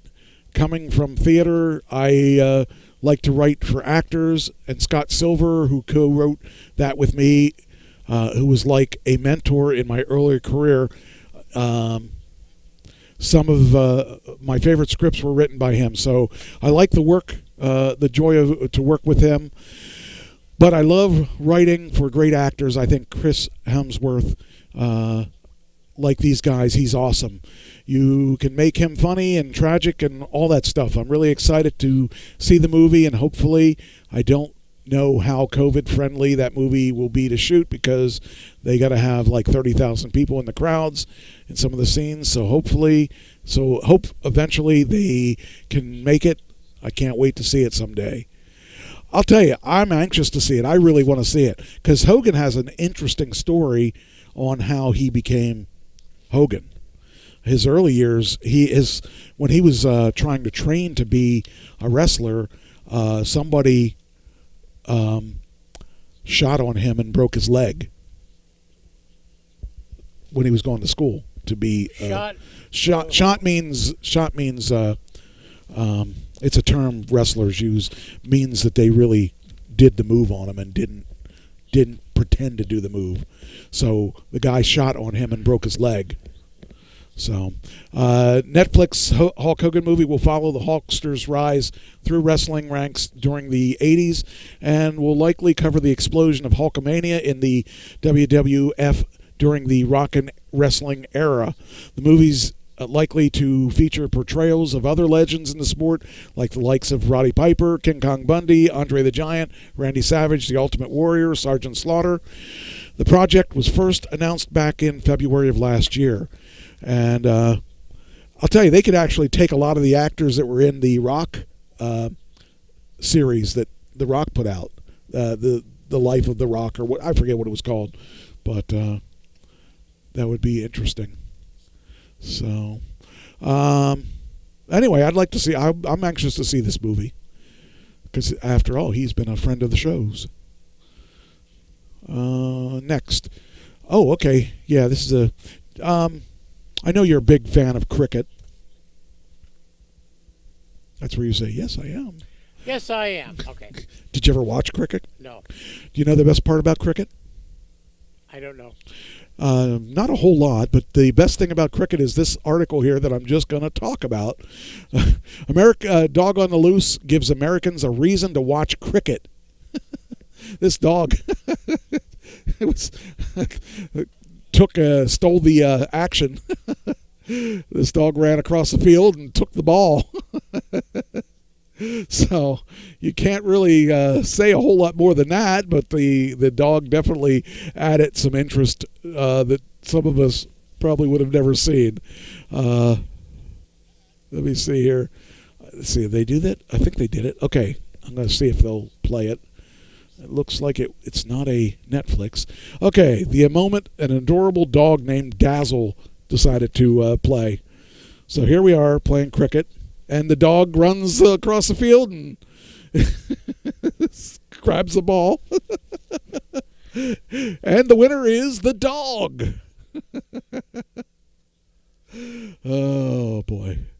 Yep, dog wanted to play. Oh, I could see my sister's newest dog doing that. Oh, what's this? Boa constrictor. Whoa, what was that? I want to see what that boa constrictor was doing. I guess I won't be able to advance that. I got to wait. I got to see what this boa constrictor's doing before we go too far. Hey, what's that? Oh, that must be the video I didn't want to watch. So, that's a long video. Let's see here. All right, come on, let's get through it. Come on, we'll get through it.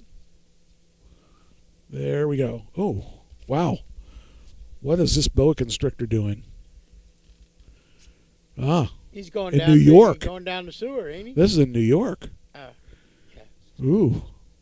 And I believe Ashley's correct. At the moment, I can't find how long Pat Sajak has been host of Wheel of Fortune, but or how long Alex Trebek was host of Jeopardy. But at the moment, I believe she's correct. Bob Barker has been the host. Oh, yeah, that's right. I wanted to talk about Bob Barker. That's what I'm talking about next. Bob Barker has been the host of Price is Right for 35 years, so I think he's got everybody beat at the moment. Well, our next article is on The Price is Right, actually. It's funny that you should say that. Mom is going to bed, she said. She can't take it. She can't take it, so... Game show Price is Right celebrates its 50th season. That would have been a good one I should have picked for the death pool, Bob Barker. I think he's already picked by one of us, I think. At least he was before. I don't know if he is this year or not, but yeah. I think he was. Anyway, if you can remember the price of a 30-ounce jar of mayonnaise, what an Armani purse goes for, and how much to pay for an iPhone 12, there's only one place to shine. The Price is Right. So, yeah, I think it's funny because our one friend, Nigel, went on that show. And they always, I think at one point he said, people have said, why don't you, I guess if you see some other hosts and stuff, they have, the microphone on their shirt or, they always have the microphone on their shirt and stuff like that. Bob Barker said that was his, when he had the long mic, it was that was his thing. That's how you remember Bob Barker. It was always back then. That was his thing. He had the long mic, and that's right. And he said, "I'll never take that away." They asked him to put a mic on himself or go with a different mic, and he said, "No, I'm not going to change that mic. That is me. That is who I am, and that is how people recognize me. That is Mike. That is Bob Barker."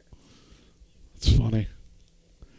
Well, Bob Barker's been around for a long time, and I heard an interview with him a couple of years ago on a radio station in Florida, and it was interesting. The guy is, he's an animal activist, and he's really actually a pretty cool guy. Bob Barker is 97 years old. Well, I guess we should see if anybody chose him, just out of curiosity. I don't think anybody did.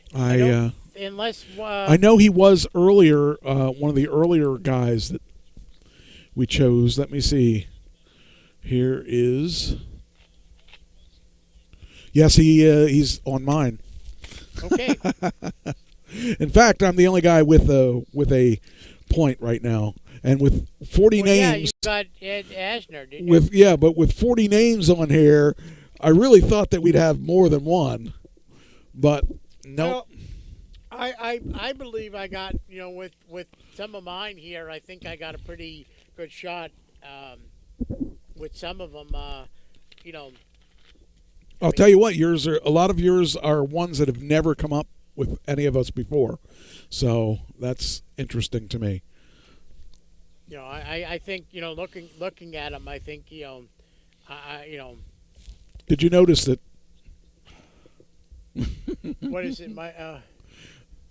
If that's his real name, okay. All right. I like yours, Mike T. Okay. Well, because I didn't want to.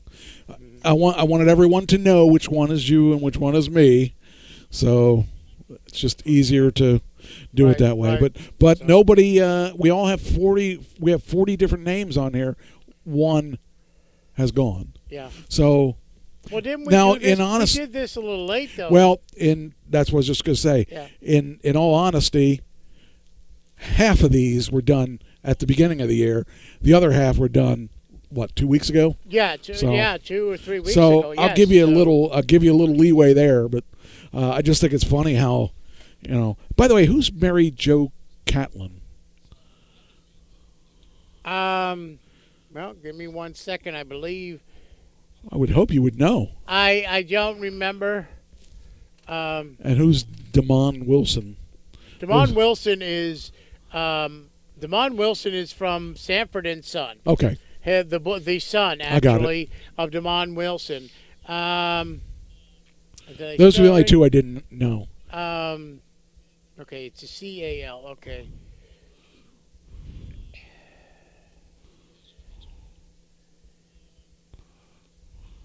Okay. And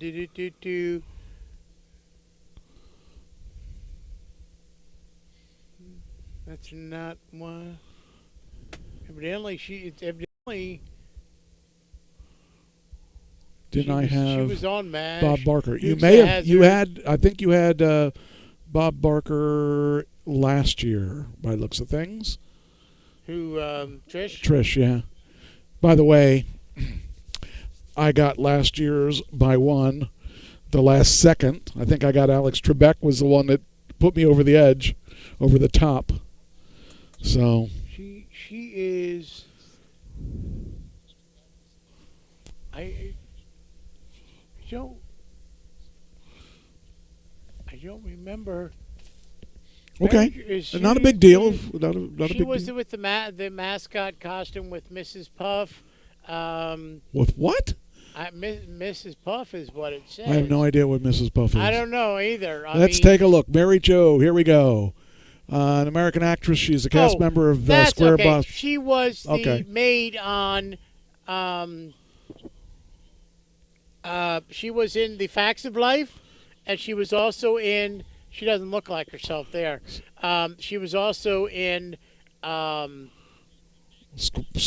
SquarePants. Well, yeah, but she was mainly on The Facts of Life, and then also. Okay. Tiffany in Fashion. Mrs. Tiffany in Fashion. Different Strokes. Life. Yep, Different Strokes. She was the maid on there. She was in The Facts of Life. Oh, here we go. A General Hospital.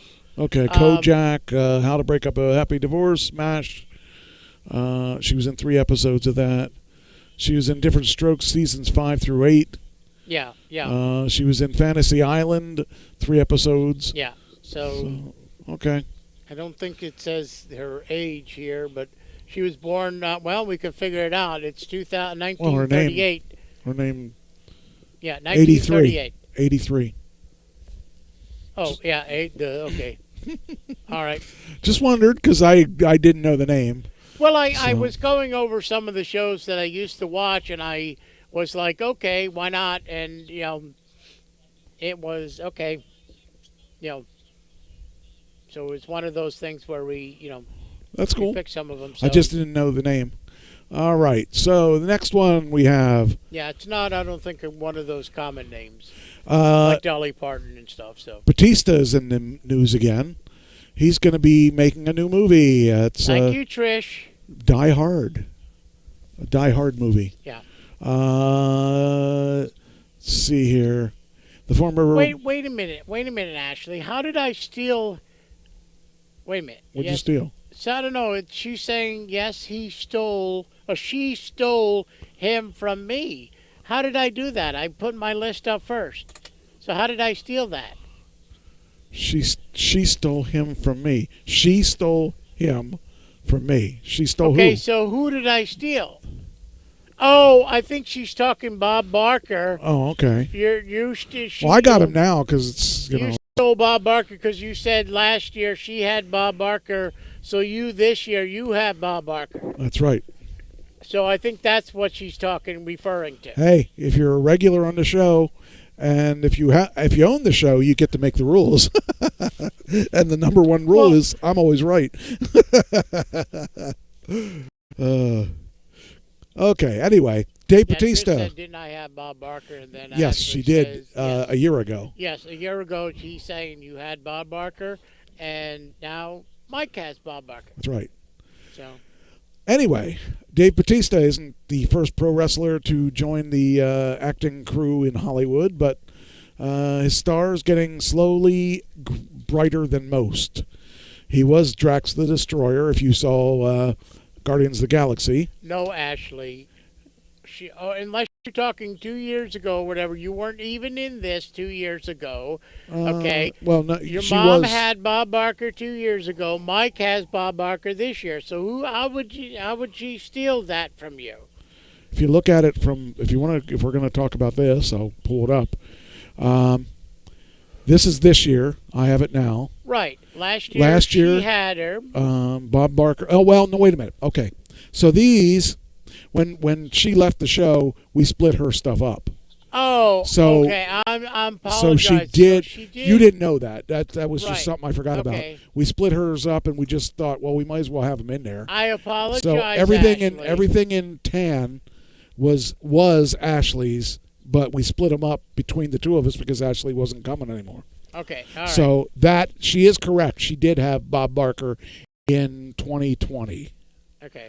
So, and then in 2019, this is what we had. So Bob Barker, was he in the listing here? Yes, Trish had him originally in 2019. I still, and I'm a little angry that she has Dick Van Dyke because I think he's going this year. Well, let's see. This is the third year. She has Dick Van Dyke, and she would not give me Dick Van Dyke, so that's okay.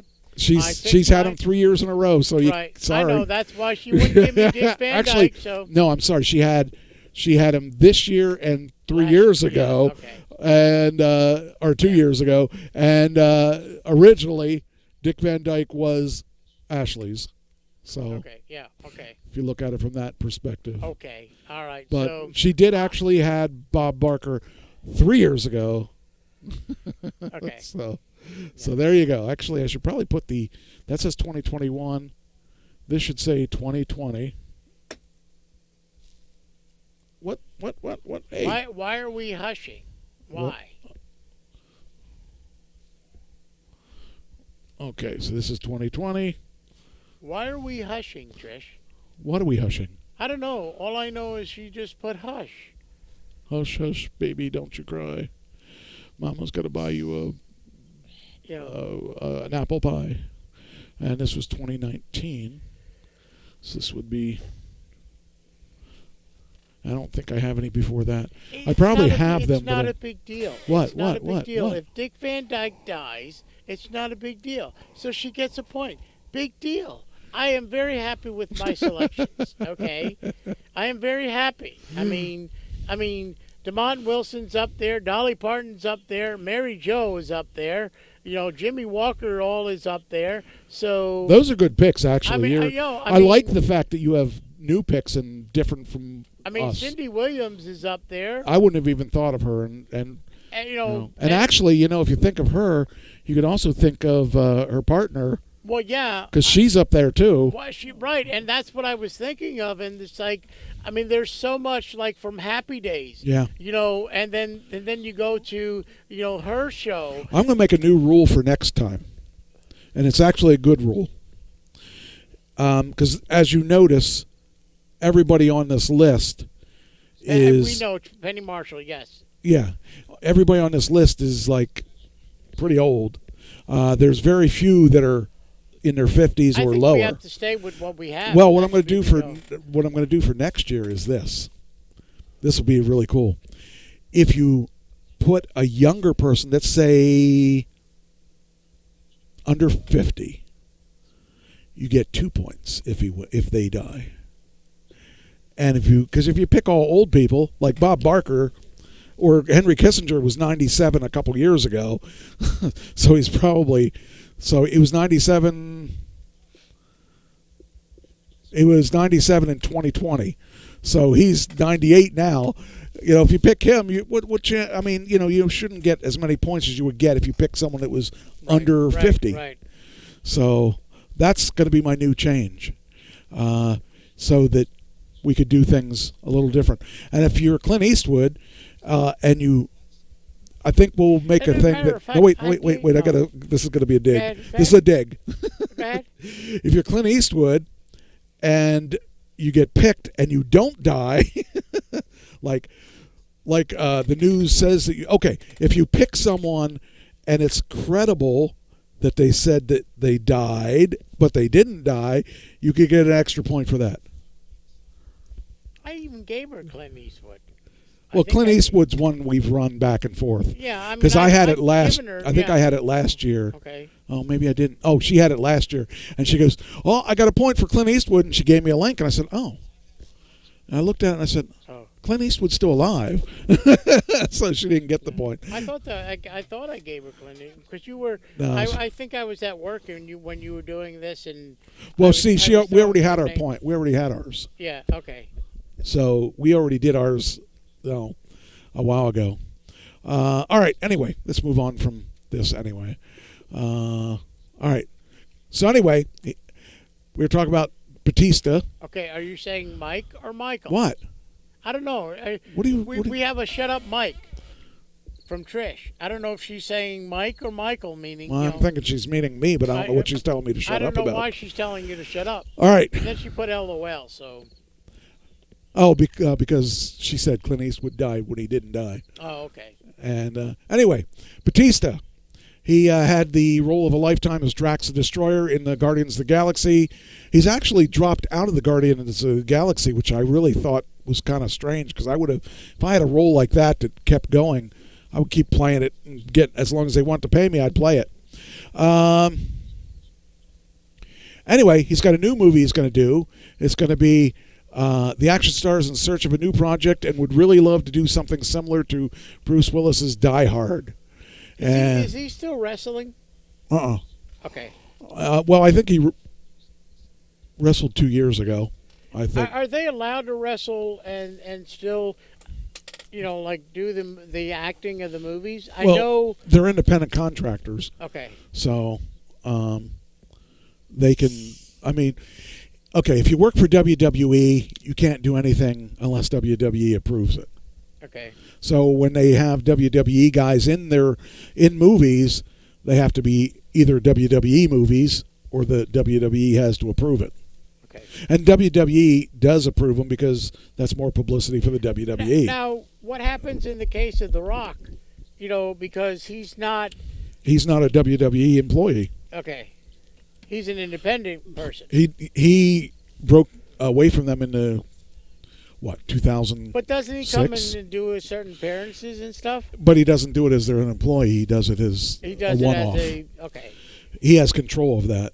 Vince originally tried to get him to pay commission for every movie that he does because of the Rock name, so he didn't keep the Rock name. He goes by, we call him the Rock, but if you look at the credits of the movie, it always says Dwayne Johnson. Dwayne Johnson, yeah. Because he didn't want to pay royalties for the name.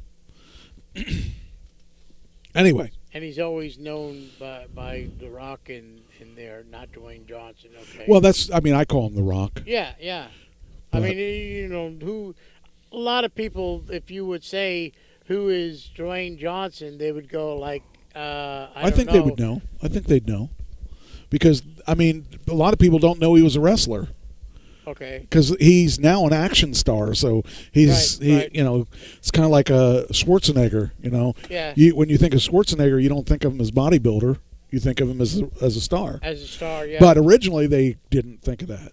So The Rock has got it made. He's got it both ways now, so he can, and he has a good relationship with Vince McMahon, and they do things back and forth all the time, and he makes appearances. He helped Ronda Rousey get over when she first started, and he does all kinds of things. He's a smart man. He's the number one box office draw in the world right now, and has been for a couple of years.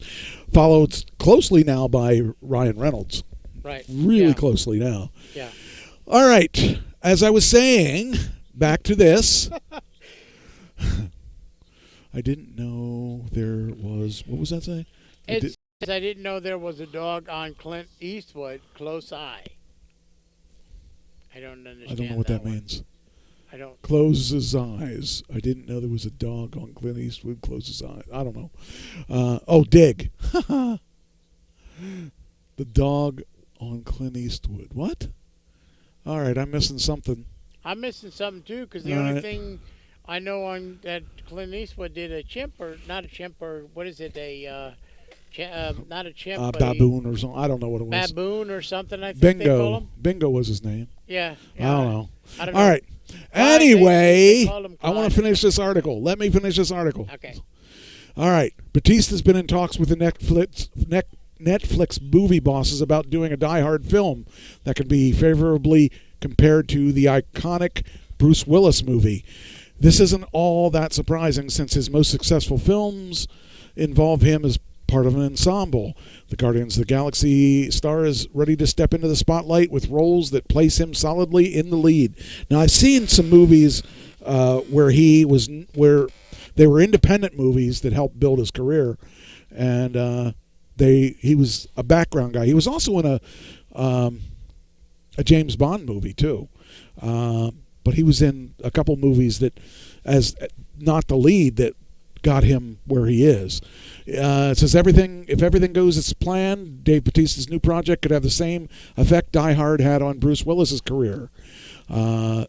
Talks about upon its release in 1988, initial reviews were mixed with critics on the original Die Hard, but it did 140 million globally. So I don't know. The only problem with Die Hard, with him in the Die Hard thing, is he's too big. What made Bruce Willis interesting was that he was little and people could beat him up, and it was believable. So he'd have to outsmart that guy by doing something to make it work. Right. Whereas Dave Bautista, if you run into him and you're face to face with him, you're going to back down because he's a big guy. Yeah. So that's my only concern with whether or not that would work. I don't know. But I'd like to see him go further. I think that I almost had him on the show, too. Back in 2003 or so, he was at the Samoans training camp up in Allentown. Him and The Rock were there. And I actually was supposed to get him, and I was like, who's Dave Bautista? I wanted The Rock, because I knew who The Rock was. But I didn't get either of them because of the timing of everything, because when he was offered to me, then they had to take it away because he was then going to WWE, and they wouldn't let me interview him. Sad. All right, next thing. Now let's go on to the main show. And we're after 9 already. Mm-hmm. Oof, time's really flying here. I know. Time flies when you're having fun. Okay. All right, let's see. Oh, I guess let's give an update since we're talking about movies and entertainment. Let's give an update on what on my 5 guys a week thing I'm working on. So there's a part that I'm up for in a reality TV show called 5 Guys a Week. Yes. It's a dating thing. And they're going to I've passed the initial interview. I passed the psychiatric test, and I passed the psychologist test. So they found you're sane or insane? Whatever they found, it's okay so far. All right. I don't know what it is they found. Okay. But then they sent me a form that I had to have filled out by my doctor. Now, I didn't look at the form. I just You have to have gave a it to him. form from your doctor. Yeah. Wow. Okay. The form, he called me. He said, "Do you know what this form is?" I said, "No, I just figured it was a physical." He said, "This is not exactly a physical." I have to be tested for AIDS and other transmittable diseases. So, gives you the idea that I might be having sex with this. I said, wait a minute, I'm not going to have sex on TV. I'm not planning on having sex with this woman, whoever it is, that's hosting this thing. Right. I'm planning on coming in and being a troublemaker. I'm not planning on having sex with her. I mean, maybe if it's Joan Jett. If it's Joan Jett. If you got the opportunity, come on. One time, if you had the opportunity, would you do it? No, I don't think so. I mean, first off, think about this. If you were watching a show that was called Five Guys a Week. They're probably not going to have it live. No, I know that's not live.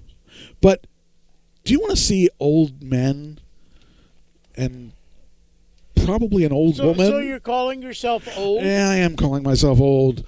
Realistically, I mean, what I'm calling myself is realistic. So these, I would use Trish's words. You're not old. You're vintage. Maybe that, but the thing is, what I'm saying is, do you see? There's no one going to be under 50 going to watch this show. Because kids want to watch sexy people on like Real Life and like the one they did in New Jersey. What was it called? Jersey Shore. Yeah. They're going to want to see sexy people in sexy outfits. They're not going to want to see a bunch of old people vying for this one girl's attention. You kidding me? Yeah. They're really not gonna. And as far as sex, I don't even know. I mean, unless it's Joan Jett or some star, I can't imagine me even wanting to see. Right. I mean, I just think it's funny that this show is even existing, because who signed off on this one? Because I mean, I was supposed to be on an A&E show a couple years ago. Well, last year, I was supposed to. Did you ever see this Jeff Foxworthy show? What's It Worth? Oh, come on, Trish. I was supposed to be on that show. Wait a minute. Let me try this again. Shit. Okay. Was that a little bit better? She says my trash is complete definition of sexy. LOL. Okay. I think she wanted to say 60, not sexy. I don't know. I just went. I did the bullshit type of sneeze. Okay. Let me see if I got. Are you saying I'm not sexy? I'm sorry. I'm not into guys. So you don't have to be into guys. I can look at a guy and say, okay, that guy's pretty hot. I look at The Rock and I say, okay, I'm not gay, but The Rock is sexy. Anyway. No typo in that statement.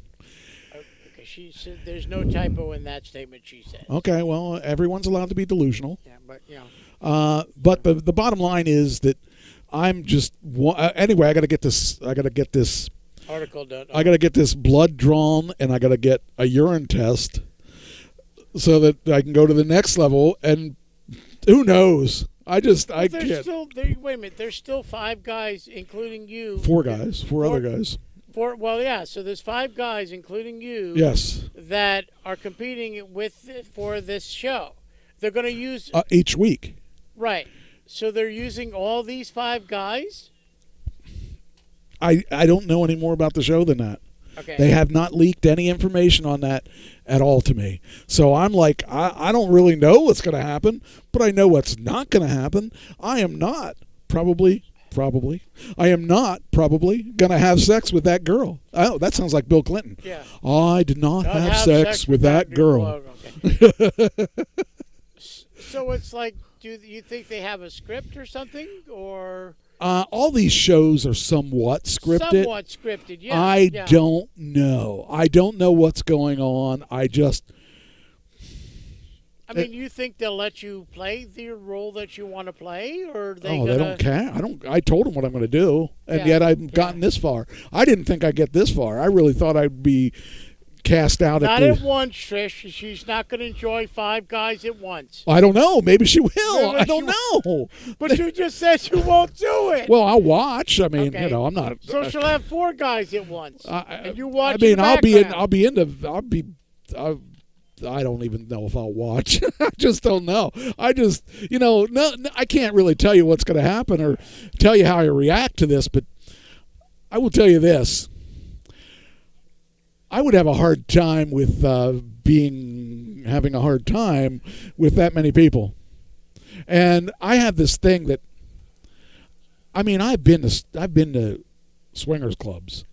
That's yes, but Ashley, but not you. Ashley says, who wouldn't like 5 guys at once? I'm raising my hand. I don't want 5 guys at once. Me either. I don't want 5 guys. Now, if you say 5 girls, I still wouldn't 5 girls either. Rephrase that. 5 women at one time. There's a different story. I don't think I could do that either. See, the problem is this. I can't sleep with a woman if I don't know her. I need to know. I know that sounds stupid and that sounds old-fashioned, but I'm into a relationship. I'm not into sex. I mean, I like sex. Don't get me wrong, but for me to have a successful sexual relationship with someone, I've really got to. Yes, I am shy. I've got to know the person. I've got to have feelings for that person. I think I'm sort of the same way because I mean it's one of those things where I just can't pick a just pick a woman off the street and go okay because she's hot and beautiful and sexy. Go okay, I'm going to have sex with her. I'm not. I think I'm the same way. I like to.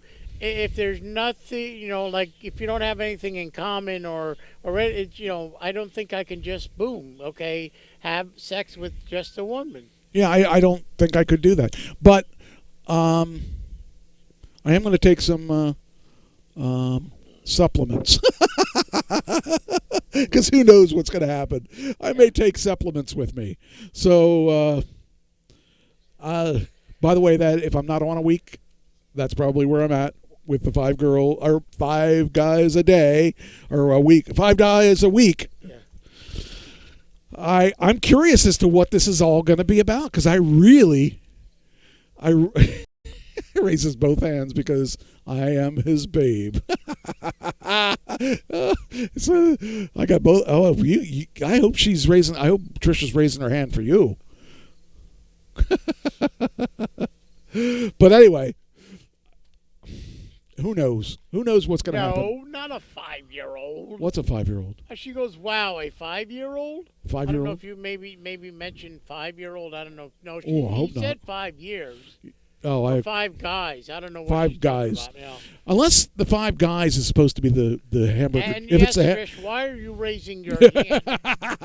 I know I've seen it there and been saying it. Why are you raising your hand? For the 5 guys or what? 5 Guys is also a hamburger joint.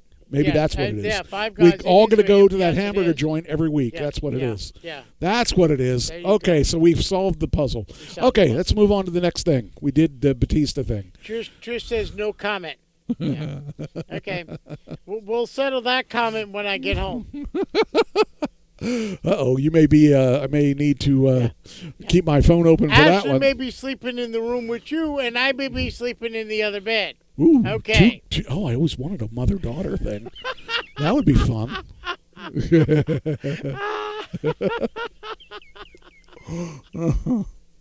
Oh, man. Okay. Next. Okay, this was from last week. I didn't do it because we ran out of time, but I'm going to do it tonight because I want to get it off my schedule of stuff.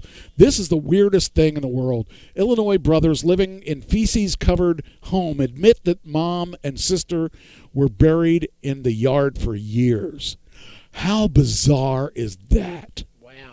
Why? I mean, and the only reason that they ever got caught is they admitted to this, and they admitted that well, they basically they were getting in trouble because the yard was all messed up and they were smelling feces and they just didn't. If they took care of the house, they would have never been caught.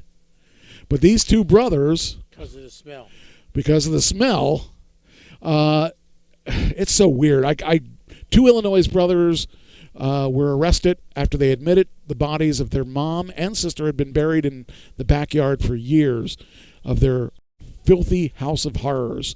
One brother cited financial reasons why he buried the bodies in the eyesore house in Lyons, which was filled with containers of feces and urine, and so much clutter that Why would you want to kill your mother and sister? No.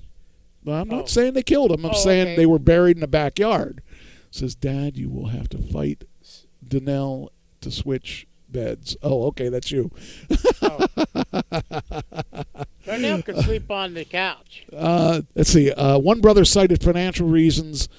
Police arrested Michael and John Lelko, or Lelko, after they discovered. By the way, she's saying yes. You made a mistake, and you said 5-year-old instead of 5 guys in one of the statements. I don't know. Yeah, okay. Anyway, police arrested John and Michael Lelko after they discovered containers buried in the backyard believed to contain the remains. Excavations began at the home after the brothers, aged 45 and 41, and living in deplorable conditions, showed police the exact location where the bodies were buried. One of the sons told police their sister, who suffered from mental illness, pushed their 72-year-old mother down the stairs in 2015.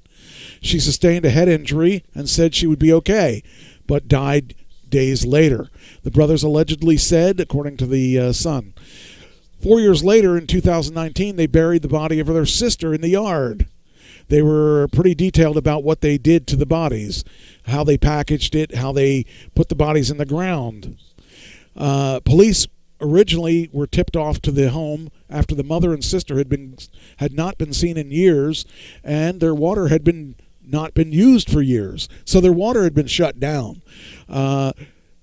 Harrion said the home was filled with trash, not me, contained of human feces and urine, while the neighbors said the yard was overgrown and unkept.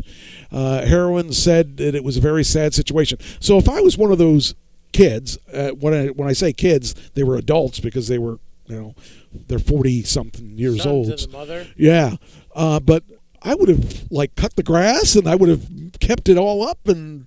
But the thing is, it still doesn't understand why the one son pushed the mother down the stairs. No. The daughter pushed the mother down the stairs. Okay. And the mother said, "I'm okay," and then died later. Okay. But see, at that point, I would have just called the daughter. Well, she died. They said she died in 2019. It doesn't say what she died of. 4 years later, they buried the body of their sister in the yard. They told. Right. It just said they buried the sister. So they actually it doesn't say that if they killed the sister or the sister died. So they did the same thing with the sister. That's a lot of work, though. But that's disgusting. Why don't you just, you did not want to pay for a funeral or something, or what? They didn't want to lose their house, I guess. The brothers have not been formally charged. Concealing a death would be a felony. The brothers said the brothers were sitting in lawn chairs on the property during the excavation when they were handcuffed by law enforcement. Let's see. The Sun-Times believed the brothers came forward and about burying the family members because they found out the house was going to be condemned. See, it would have never been condemned if they kept up the house. The brothers were antisocial and reportedly given mental and physical evaluations before the arrests. What a weird situation. Found them mentally ill. That's what they probably found them. Yeah, I would imagine. Holy cow. But I mean, geez. I think they would be. If I was involved in that situation, but I don't see how I would ever be involved in that situation, I would have kept the house up, and then there would have not have been a problem. Oh yeah, that's exactly. I mean, And then maybe moved out and moved somewhere far, far away. Oh man. Oh yeah, because when I owned my own house, well, I shouldn't say owned it. I was buying the house. we had a cat that died, and I buried the cat in the backyard. But I mean, it's a little different because the cat actually physically died because they. Yeah, but that's a cat. Right, and that's what I'm saying. It's a little different besides a human being. Yeah, I mean, the cat died because it ran across the street, and for some reason, I don't know if it ate something or whatever, but we found it in the field next, whatever. So I buried it in the yard. So I don't know if the person who lives there now knows because there was a stone or something, like a little block and stuff. So I don't know if the person knows what's going on or whatever, but I mean, I physically dug a hole and put the cat in there, but I'm sure. I mean, who hasn't had a pet that they have buried? Right. I've had dogs that I've buried. I've had.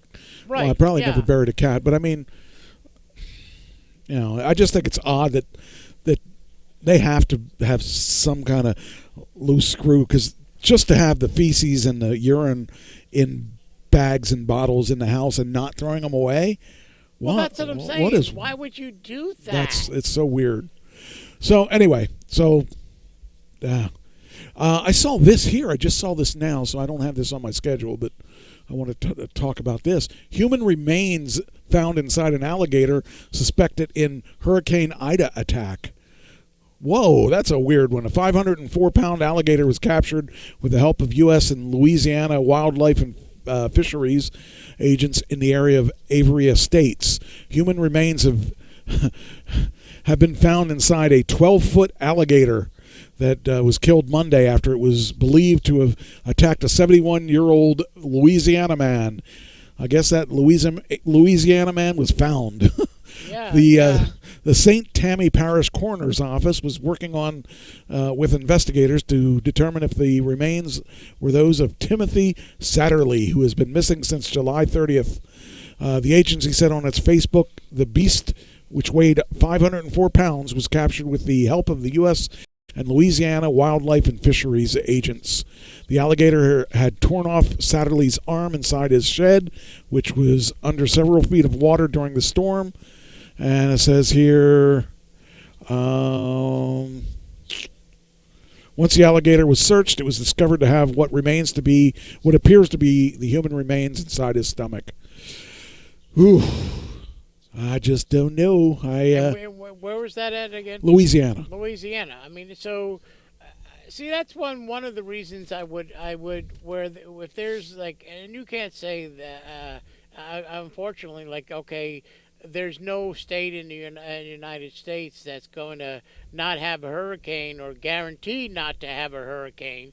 So you can't, say I'm not going to live in that state because of, we're going to have all water and stuff in there. But I mean, like Florida has the gators and stuff like that. Yep. And, I'd be afraid to, and they've, or a snake to, do something. It's like, it's a nice state. It's, the same thing with Arizona. Arizona has a lot of snakes, so I'd be afraid to wake up one morning and like, oh my God, there's a snake there. Oh my God, there's a crocodile or, gator or whatever, and oh my God, how do you defend yourself with that? Well, because that alligator or crocodile is going to, chop you up no matter what. Ask Trish to tell you about the one movie that we watched a couple years ago called Crawl.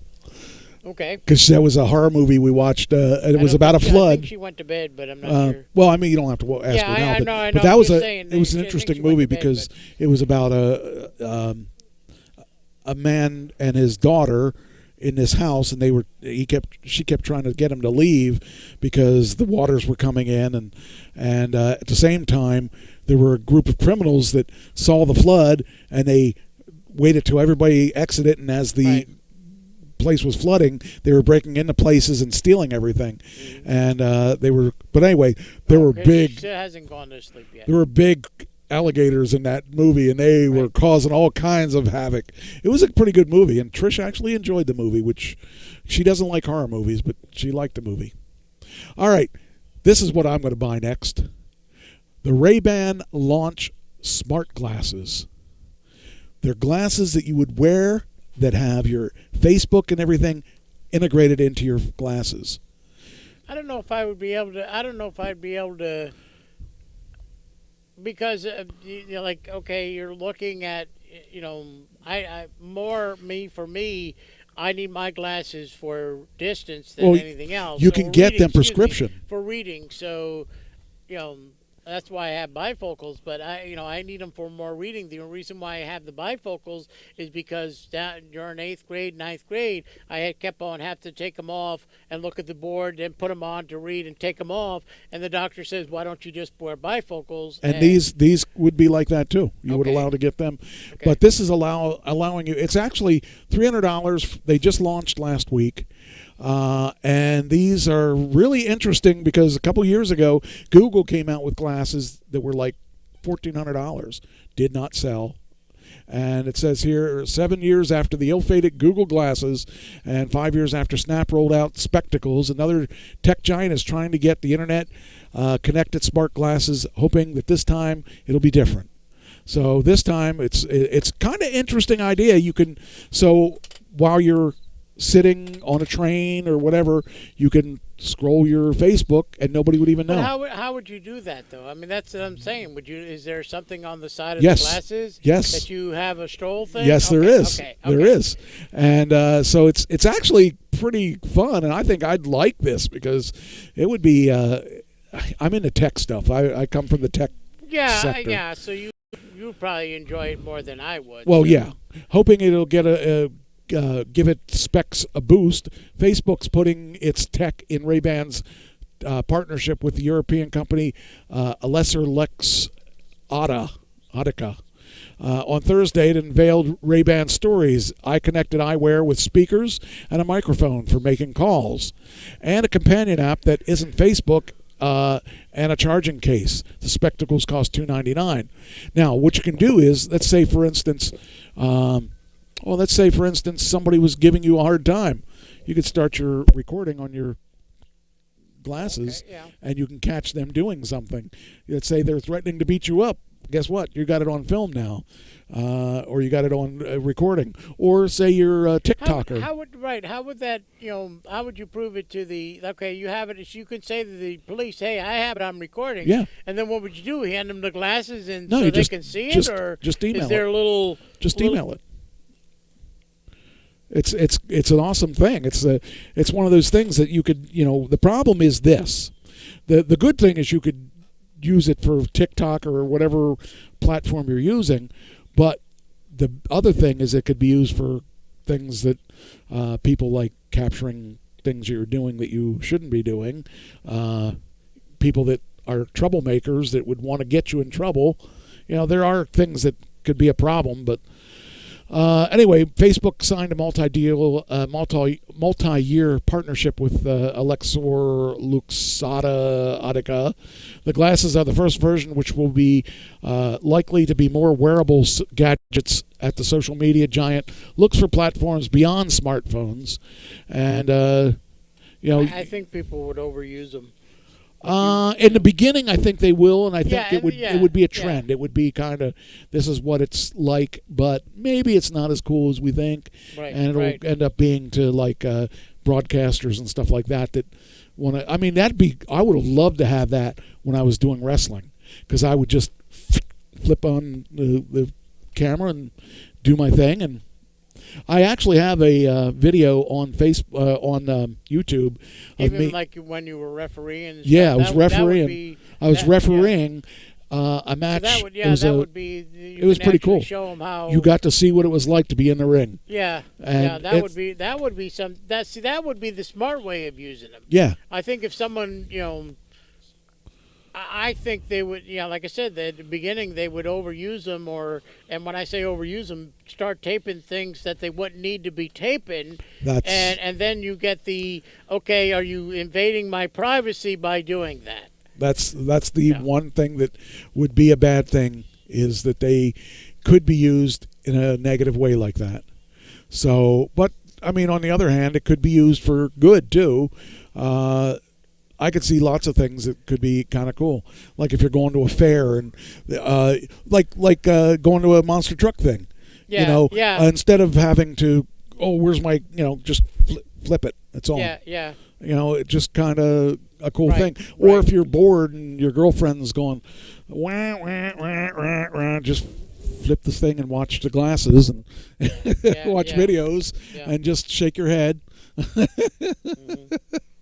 So there are lots of good things that could be used. Right, Or if you're working, let's say you're working in a shop, and you say, "Geez, I don't know how to tear this engine apart. Wait, let me switch. Oh, okay, there it says to do this. Then you do that. There's a lot of cool things. My question is, would people use them like the police use them and not tell people that they are recording them? Because at one point, you know, there's going to be the people. There are going to be people that do that. Right, and that's like I said. That's until you tell the person that you are actually, recording them. That's invasion of privacy. Because at one point the police do have to tell you, hey, by the way, I am recording this. And if you tell them, no, you try to turn it off, I don't want it recorded, I don't want to be on camera, they have to respect that because that's invasion of privacy to a degree. Well, yes and no. I mean, there's a certain amount of privacy that, I mean, we're on camera all the time when we're out in public. Oh, yeah. And so they don't always tell us when we're on camera. When was the last time you went into a grocery store and you were on camera there? Mm-hmm. You know, the problem is you can't really stop people from doing that. All right, last week was 9/11. Twin Towers pay tribute to fallen towers, or Twin Beams pay tribute to fallen towers in New York City. I know that a good number of years ago I went to New York, and I actually went down to where the Twin Towers were. It's a sight to see. I can tell you that. That's definitely something I would like to go see. It's amazing that I actually saw part of a video that people were actually jumping out of the building and stuff like that, and instead of and you look at it and it's like the first reaction that you have, and then you think about it later is like, why are you jumping out of this building? But then it's like you're gonna be dead no matter whether you jump out this building to that way or you're gonna be dead under rubble. Because this building's coming down one way or another. Right. And you don't think of that at first because I said the same thing. My first reaction is, why are these people jumping? It's fast. Exactly. And and the thing they didn't recover a lot of live people in that. There were a lot of people that have died in that situation, and it was sad. I mean, that was... I still, 20 years ago, I still remember where I was, and I couldn't believe Where were you? I actually was working for MAB Paints, driving to a site to deliver paint, and I had the radio station on, a country western station on, and right there, that would be enough for me. That's about as horrible as I can think of. Right there, I would jump out the window. But anyway, I was listening there, and they interrupted it and was talking about it, and I was like, I had to stop wherever I was, and like I couldn't believe it. And then it was like I went home, and it was like this thing really happened. Yes. I was sitting at work, and I was doing my job. It was like I don't know, 9 o'clock or around 9 o'clock, and I remember listening to Howard Stern. He was saying about, they just said that they flew a plane into the Twin Towers. I said, well, that's not even funny. Why would you say that? Right, exactly. And I'm like, there's no way that, I mean, that's crazy. And then he said, oh my gosh, they just did the other one. I'm like, what? And at that time, I was waiting for my wife to come into work because... And then Capitol Building. Well, I was waiting for my wife to come into the building because she was at a doctor's appointment, and she did not come into the building, and we didn't have cell phones. She and I didn't have cell phones back then, and so I had no way to contact her to find out where she was because she was late. And fortunately, she came into work, but that was just a horrible day because who would have ever thought that would have happened in our day and age? Well, that's the thing. It's like, and then they recorded the first plane going into the first one, and it's like. That was a dumb luck that somebody got that too, because somebody was just on their cell phone, and I mean that was dumb luck. And the thing of it is, it's like you think of how sick. First of all, is this guy, okay, that he would sacrifice his life and people on that plane just to do that. They're called the Taliban. Well, and they don't but it's they like don't care. He has his 72 virgins. He's dead. He's, that just is I don't know. I just am glad that we aren't doing that right now. It seems we could see that again. I mean, but it just was a horrible time in our country's history, and well, I mean, we may see it again with the Afghanistan thing, and who knows?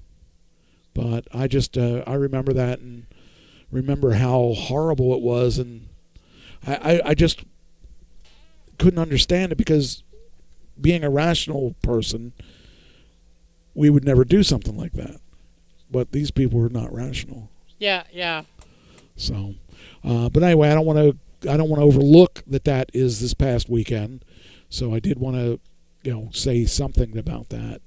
And speaking of Afghanistan, I do have an interesting picture here. Whoop, what is this? Oh, that didn't do what I wanted it to do. I wanted you to open that window. I didn't want you to open that. Okay, let's do this. Try and make this work right. Oh, good. You got a nice picture up there. There we go. Okay. This is a scene of women in Afghanistan in the 70s wearing dresses. They weren't allowed to do that? Or? They aren't now. They got to wear the burqas, cover their face, and all that stuff. Okay, I'm saying in the 70s, they actually wore skirts. They actually wore mini skirts. Oops, did I do that one already? I don't understand the reason behind that. Because you're not crazy. You're not. You're well, not. I mean, you're not. You a have moron. to hide your whole face. That's the Afghanistan, or that's the freaking Muslims. The Muslims are so insane that they will kill you if you dress like that. Yeah. They're just crazy. There's just no sense. And that's the thing. They have no heart, no soul. And they're just idiots. Well, no, they don't give a shit. Excuse my French, but they don't care. It says in most parts of the world, women's rights have moved forward for the past 50 years, even at an incremental pace. And then there's Afghanistan. Females have been making strides over the past 2 decades, becoming high-ranking police officers, regional governors, and forming cricket teams, which don't have dogs on their team, in cities like Kabul and Bamiyan. But now there's the Taliban in charge. That's all gone as women flee for their lives, hide in their homes, or die at the hands of the new government. For those old enough to remember, it's a heartbreaking callback to a half century where Afghan women started to come out from the veil, only to have their dreams crushed. So, yeah, just to me, it's so. See, there's how they dress now. Yeah. And it's so weird to think that this is the way their world is now because we pulled out. So it's sickening. I just to me it's all sickening. It says one of the things, and maybe I'm overspeaking my boundaries here, and I hope I don't get in trouble with people, but we have a lot of people that come into my work and they don't speak English. They hand you a phone. They're doing DoorDash or they're doing the other one and all that stuff. They hand you a phone and they sometimes don't even get out. I'm here to pick up. They don't even get that out sometimes. You're here, you actually have to say, are you here to pick up for Jane? And they'll go, yeah. And then, it's like right now our toaster's broken. So you have to say, call the person and ask them if it's we cannot toast it and if it's okay, and they hand you the phone because they can't understand what you're saying. Now think about from the other perspective. Let's say we were invaded and you flee from this country and you're now living in France and you can't speak a word of French. Their life is over. That the life that they knew, where they could communicate with people, where they could do whatever they could do, that's what they're going through right now. That guy that you're talking about probably fled Afghanistan and got lucky enough to leave, and now he's got to learn the language. He's got to make an income. He doesn't know how to speak English.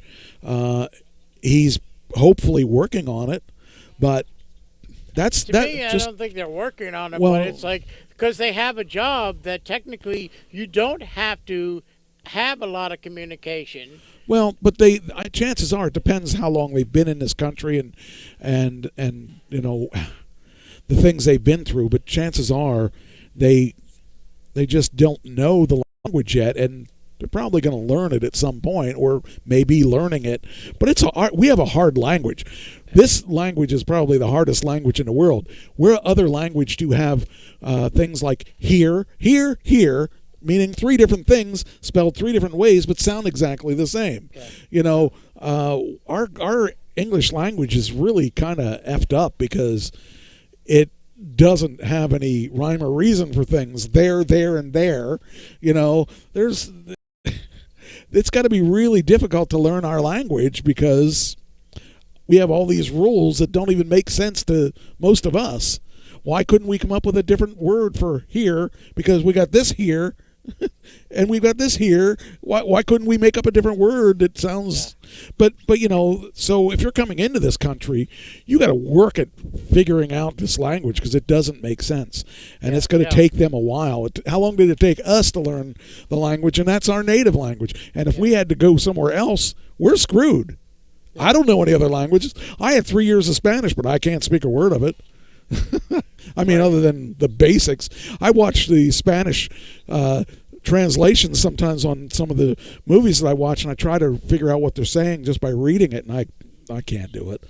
So, I mean, I feel bad for those people because they're forced into a lot of these positions.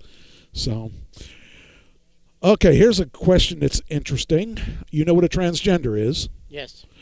A transgender fighter, MMA fighter, Alana McLaughlin, wins in her MMA debut.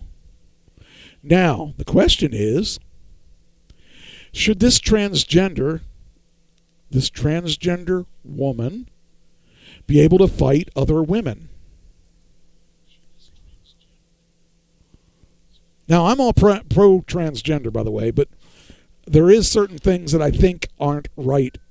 I don't think it's right for a transgender woman to fight a genetic woman because the muscle strength of a male to female is different from a genetic female.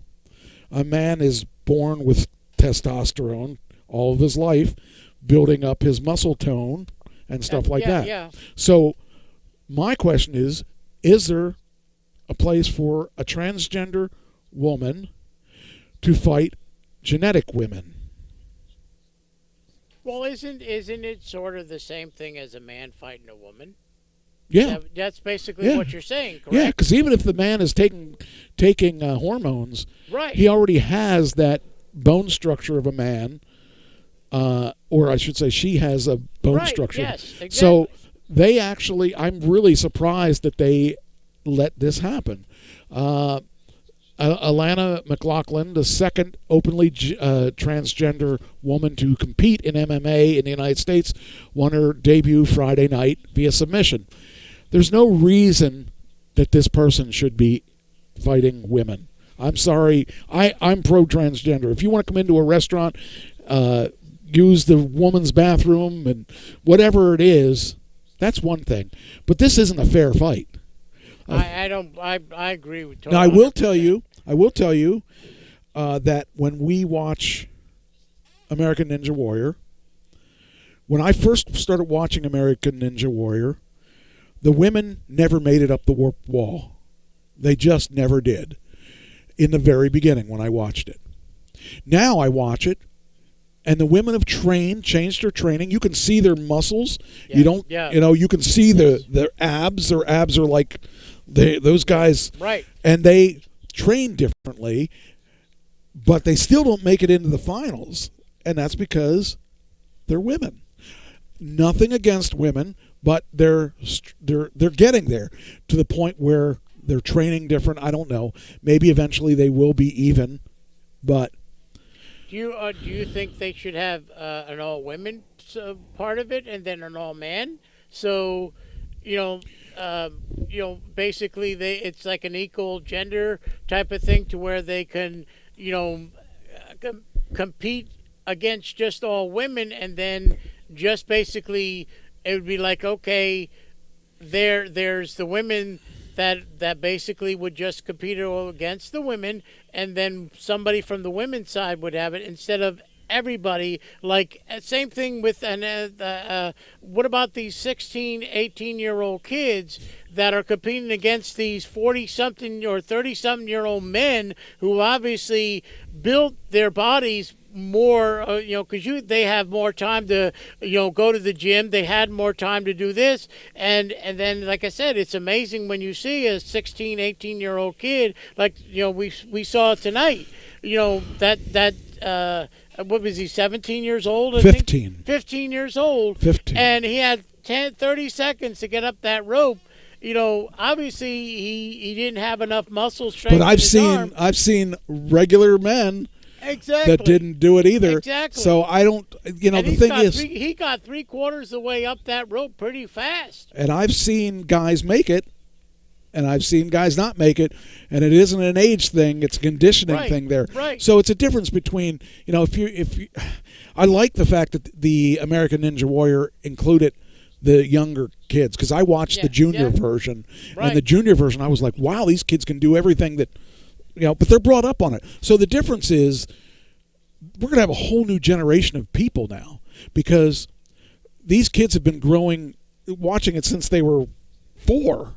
And they're like working on it, and they have time to develop their bodies in ways that we never did, because some of the guys didn't start training till they were in their 30s. Well, if you train since you're 4, 5, 6, and you're already in the junior, and you like that Vance Walker, he never lost a match. He never lost a race until he came to the adult version, and the only reason he lost that one was his own fault. He just rushed it too quick. Right. And then of course the other problem was in the finals that we saw. He just ran out of steam. Do you think it should be the men, the men, and then just the women, or do you think it's the way it should be, like together?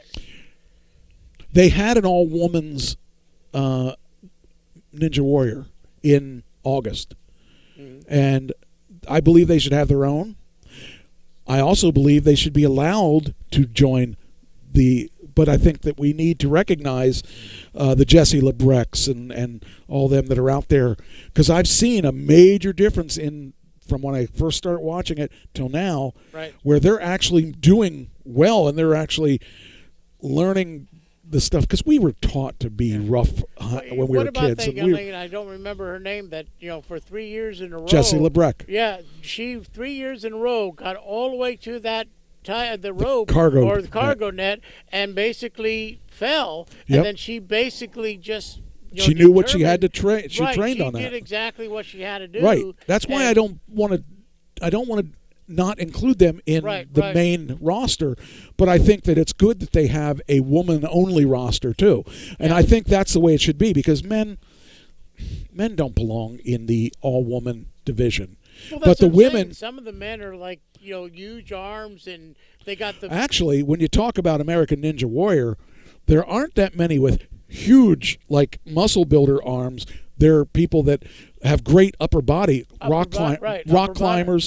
Rock climbers do well because they can hang upside down on rocks and stuff. Yeah. But you know, if you take a rock climber and put him against a track star, the track star is not going to do well because they don't do upper body. Right, yeah. But if you get a guy that, you know, and a lot of these guys are 5'6", 5'7", 5'9".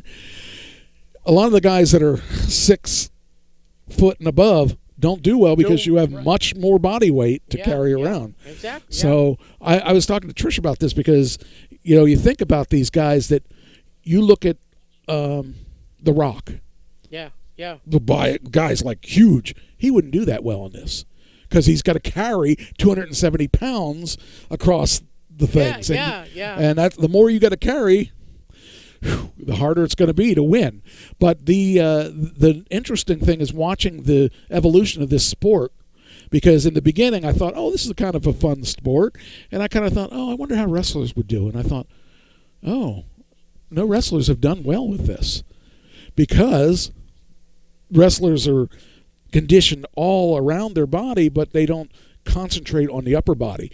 Only people who are going to do well are upper body people. People that rock climbers and stuff like that. And those are the guys that usually do well. Now, again, I'm seeing women take it to a new level. I've never seen so many women do as well as they've done this year, especially. This year they've done great. I was surprised. They said they had 700 competitors, you know, to do this. And then out of the 700 competitors, you know, like I said, they narrowed. I mean, the final actually was 4 gentlemen, and 2 of those gentlemen were under 18 years of age. And I'll tell you, those kids, that Vance and that Caden, they were the top of that class. I watched the juniors 1 and 2, and I'm going to watch the 3 now because I haven't had time to watch the 3. I want to watch the 3 now. But the kids were as young as like 11. And doing really decent. And I'll guarantee you that in, say, 5 or 6 years, you'll see more that are even better.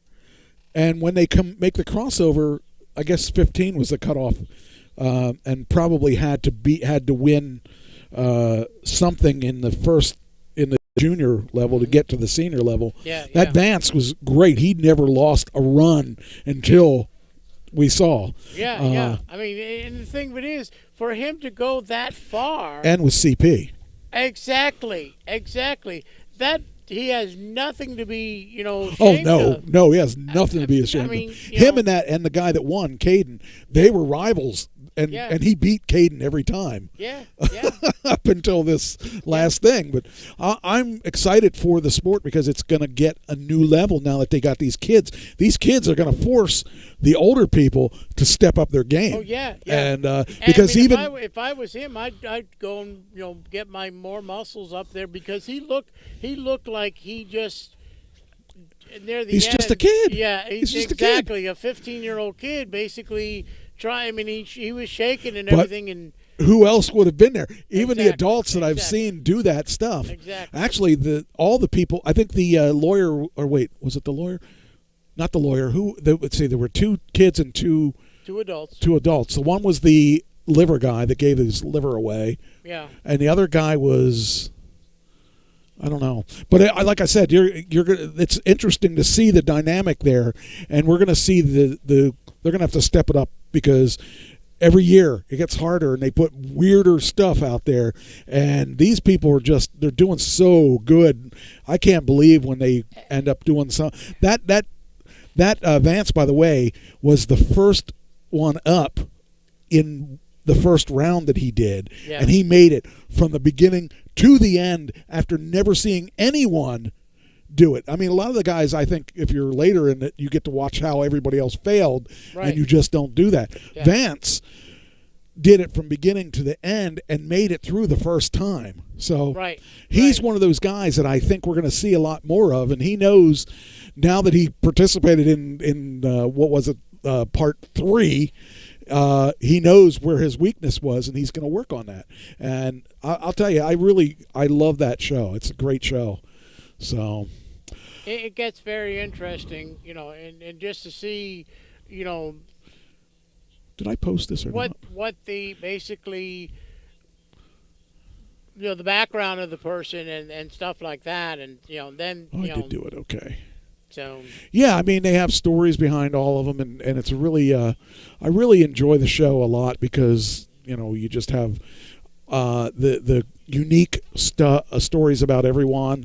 Lance Picas has a wife who was going to be a ninja as well, but she caught multiple sclerosis. Yeah, and she's now in the chair. Yeah, and that's just so sad that, but he stands right by her, and more power to him, man. I'll tell you, I know what it's like to have to deal with that kind of stuff, and it just is really sad that All right, boy, we're getting near the end here. I'll try to run through some of these quickly. Where do I want to? Okay. All right. Let's start. This one would be okay. This is an interesting story. Girl found safe after being abducted 14 years ago and reunited with her mother. What a thing. The mother At loses our firm, her daughter we because put our someone clients' kidnaps best her. interests above our own. You have the music Our guiding principle is going to on always at the bottom. do the right thing by our clients. It is The what story they at the bottom. expect. It is what we give. Oh. Customized advice, undivided attention. There we go. There you go. Anyway, this is kind of interesting. Her daughter was abducted 14 years ago and taken to Mexico. Says here, a Florida girl who vanished after being abducted as a 6-year-old in 2007 was reunited with her mother. The break in the cold case surrounding the disappearance of Jacqueline Hernandez, who's now 19, happened on September 2nd when her mother, Angelica Vicez Salgado, was contacted via social media by a woman claiming to be her abducted daughter. Investigators told the woman that she was in Mexico and wanted to meet her at the border on September 10th. There's what the abducted girl looked like. There's the girl today. That's got to be cool. I mean, it's really sad that she lost all those years, but it's great that she's back with her. So, kind of thought that was neat. And abducted by her father, Pablo Hernandez. So. What did they do? Does it say what they did to him? He's in Mexico. They can't do anything. Oh, okay. I'm assuming. Oh, here it is. A felony warrant for kidnapping was issued against him, and investigators at the time said the pair might be traveling to Mexico. So did they basically? Did they? He just give up and say, "Okay, call your mother." I think she. Or she got away and called her mother? I think what happened was he probably felt secure that she wasn't going to get away. She contacted the mother on social media. Right. And the rest is history. Okay. So I think that's basically saved her own life. Yep. I think that's an awesome thing. I mean, geez. All right, why are you not working? Did I already do that? I don't know if I did it or not. Dag nabbit. Let me see. Okay, I didn't do it. Okay. I was wondering. Well, it won't let me do it. Won't let me. Why not? Okay, well, just grab it here and put it in. All right. We got this. Post it there. All right. Are you going to let me post? Okay. There you go. Yeah, sometimes you got to cheat. You better do it the long way, right? Yeah. Well, for some reason I'm not sure why it did that, but it hasn't been doing it lately. So maybe we're past whatever the issue was. There we go. Oh, that's not part of that. It's part of another story. Yeah, I kind of thought that was a cool story. Skip. I'll hold that because I can use that next week. This is all right. So sometimes it doesn't pay to be a hero. 2 men were beaten unconscious after stepping in to try to stop a woman from being sexually assaulted. Yeah, sometimes you got to mind your own business, because sometimes it just don't pay to be the hero, especially when you turn out to be a zero. As these 2 guys found out. So I don't know. I don't know if I could be that guy that would step in, because I don't have that much confidence in myself. Well, that's true. And then you always like, it's one of those things where it's like CPR these days. You know, a lot of people like, okay, you need the CPR, but are you going to sue me afterwards? Right. And one of the things I learned when I got my CPR certification, they always say if someone's choking, and they don't, you tell them I'm certified in CPR and first aid, and they go, no, I don't want the help. The instructor says, well, let them pass out, then you help them. They have no choice then.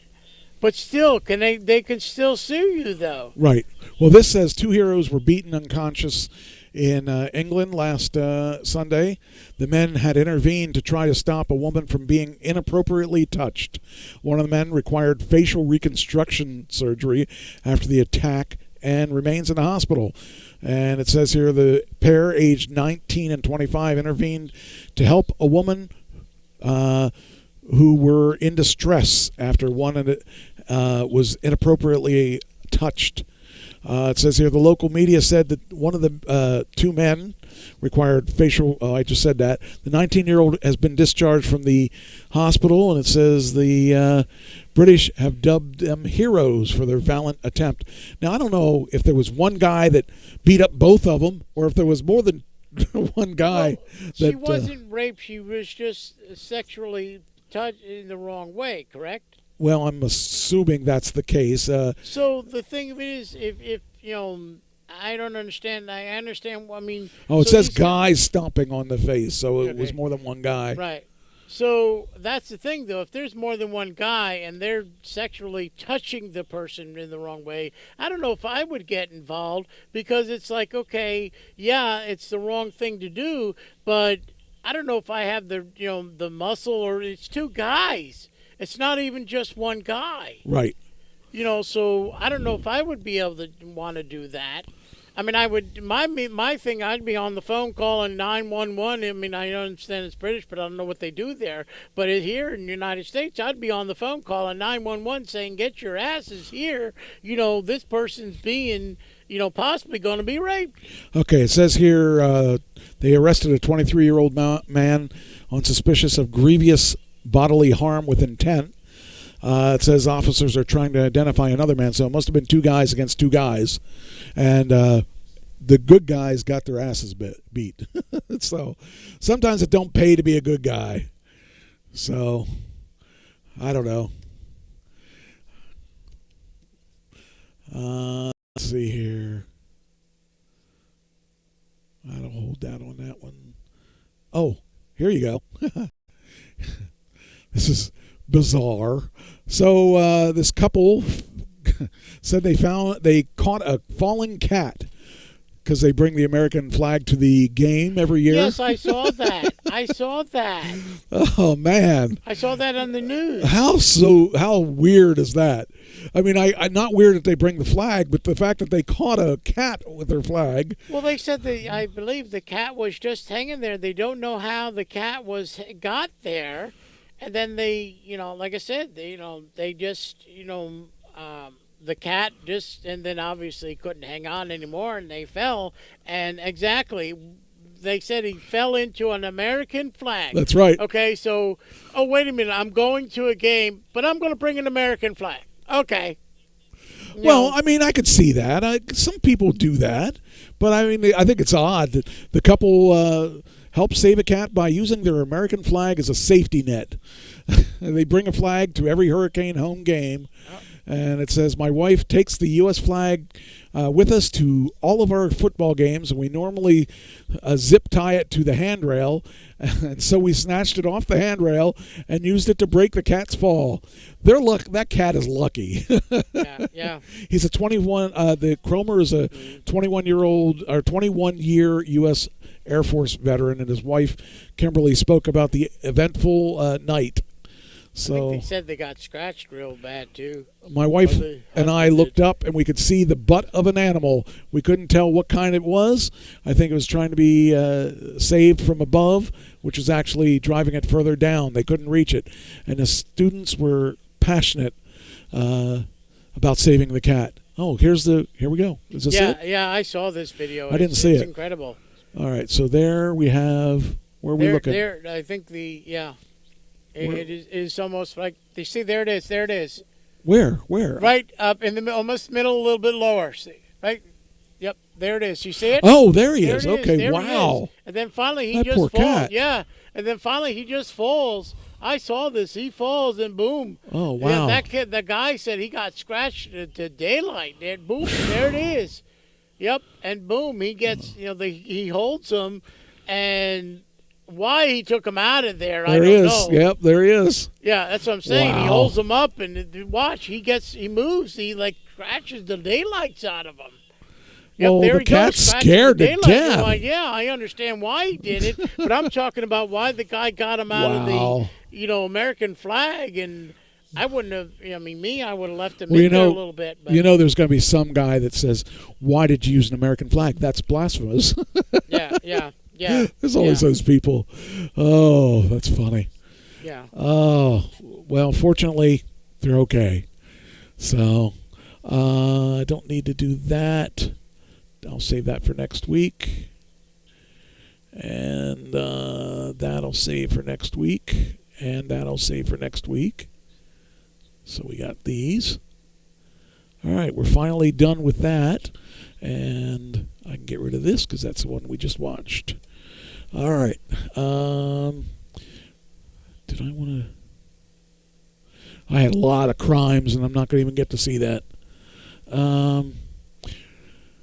Is there anyone I have to do? They were saying on the news and stuff when they showed that no one knows where the cat came from.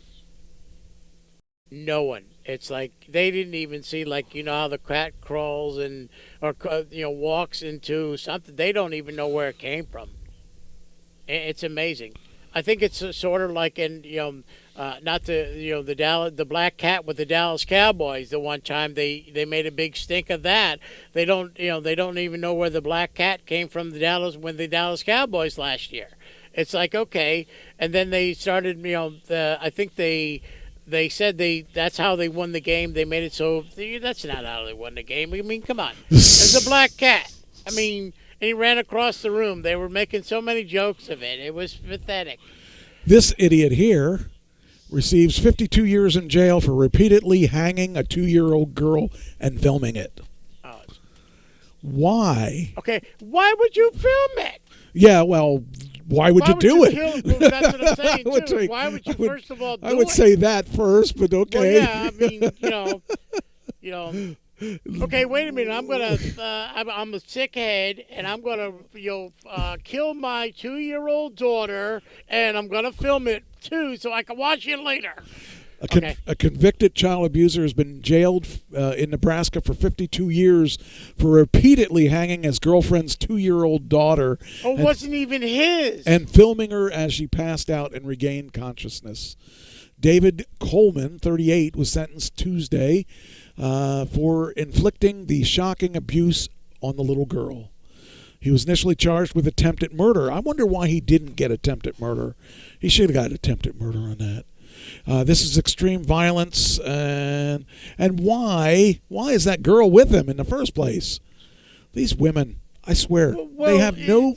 He didn't get attempted murder because the he girl, didn't. Yeah. But the girl didn't die, right? The girl did not die. Okay, so why that? Why didn't he get attempted murder? I don't understand. What did he get? What did he get? What is the 52 years for? For repeatedly hanging his girlfriend's 2-year-old daughter. It says attempted murder. People. Oh, here it is. He was he was initially charged for attempted murder. Oh. But he accepted a play deal for 2 counts of child abuse. So he accepted the plea deal. Okay. So he still gets 52 years. I mean, 52 years. The guy's 38.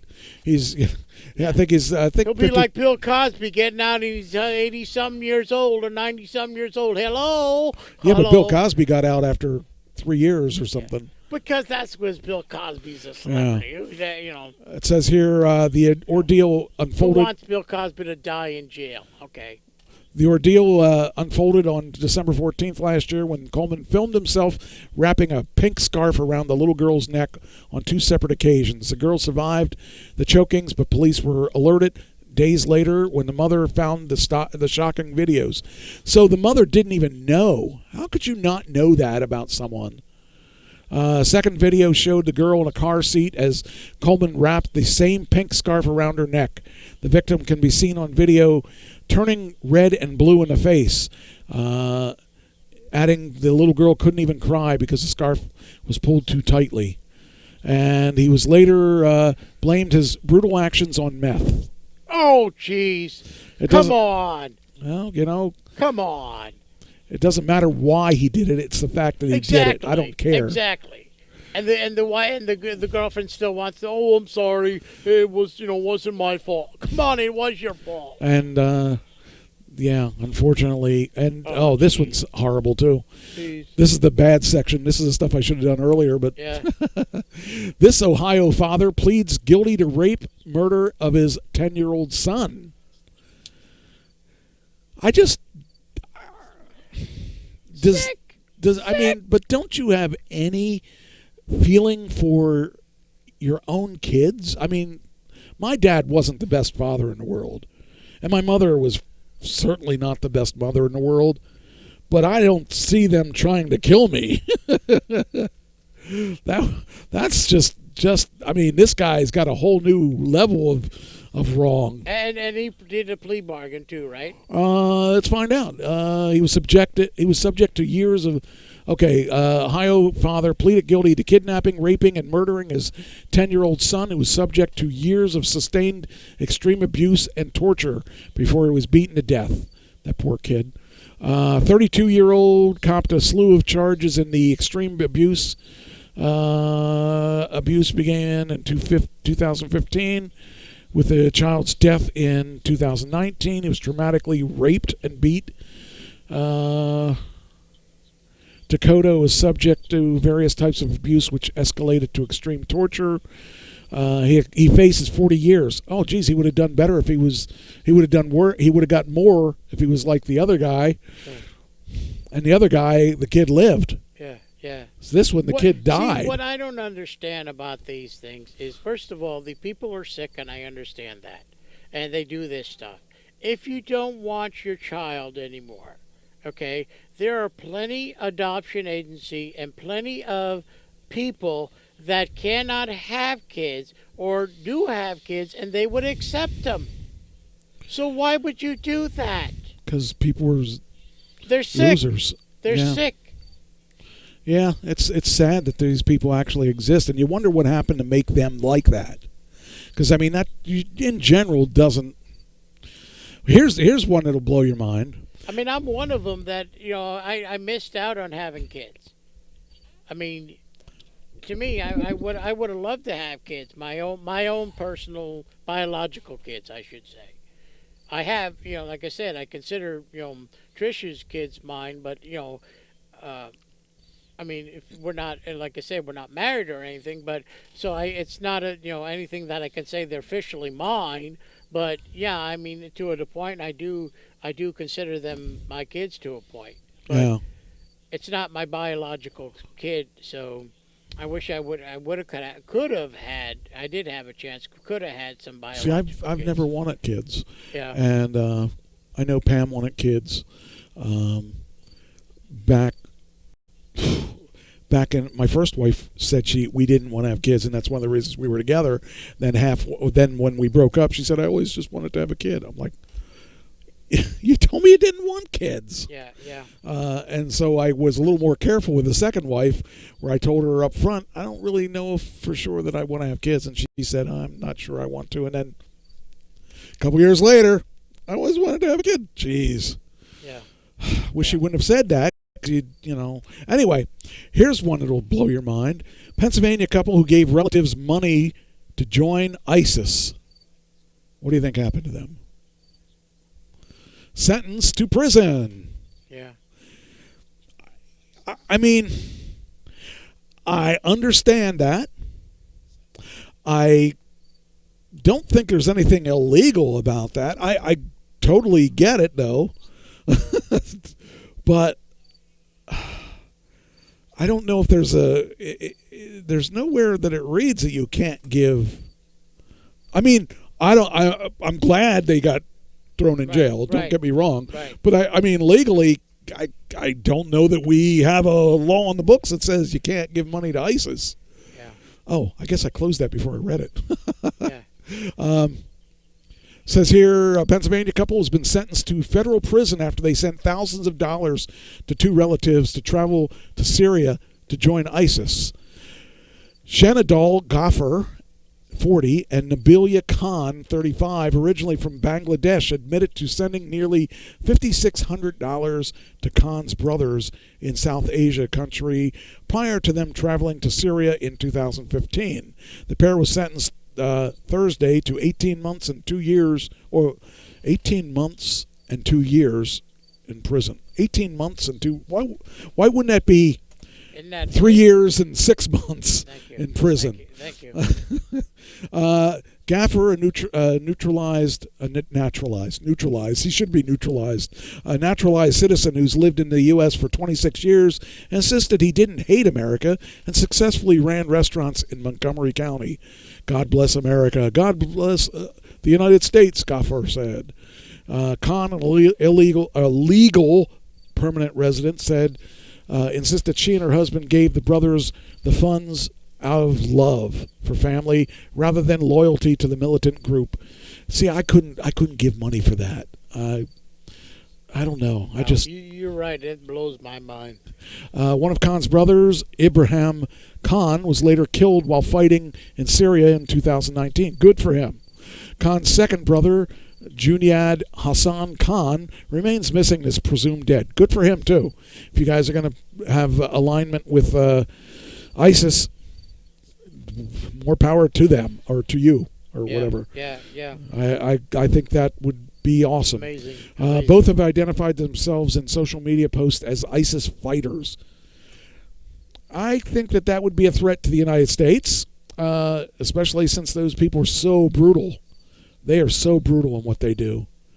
They don't think anything, and especially the woman, that she would actually give money to them, knowing that they would destroy lives of women, because women are really brutally not taken care of. I can skip that till next week. This is odd and strange. Kansas City teacher found guilty of stalking a 10-year-old girl. He looks like a stalker. Yeah. A 10-year-old girl. You know, every time, this is funny, every time a story like this comes up, I remember when I lived with, when Jamie and I lived together, she had a daughter that was 12 and a son that was, when I met, she was 9 and her son was 6.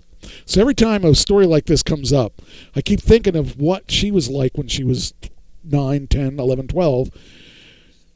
And when I think this, I think, what's this idiot stalking a 10-year-old girl?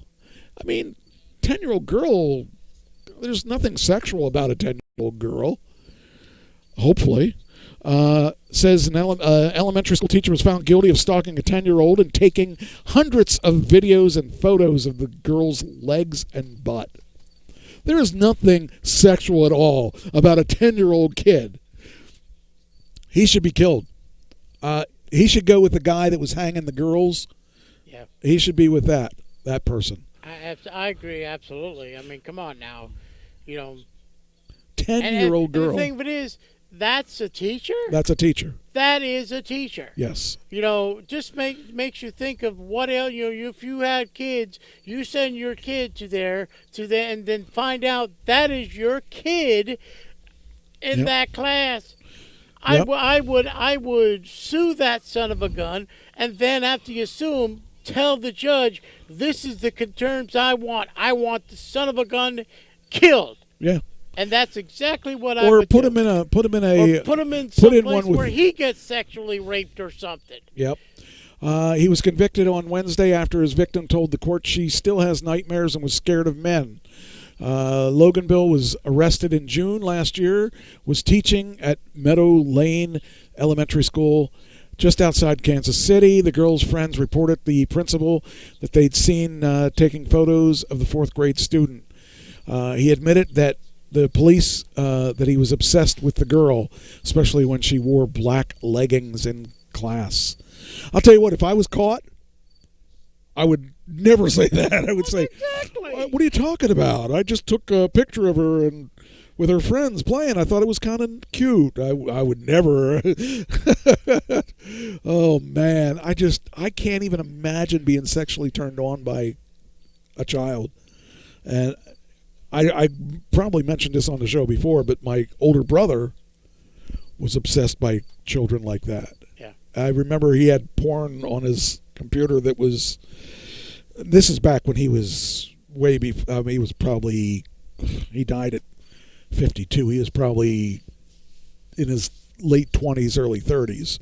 But still, you don't be looking at girls that age. I don't care if you're 20 or 50 or 80. Yeah, you don't... Yeah,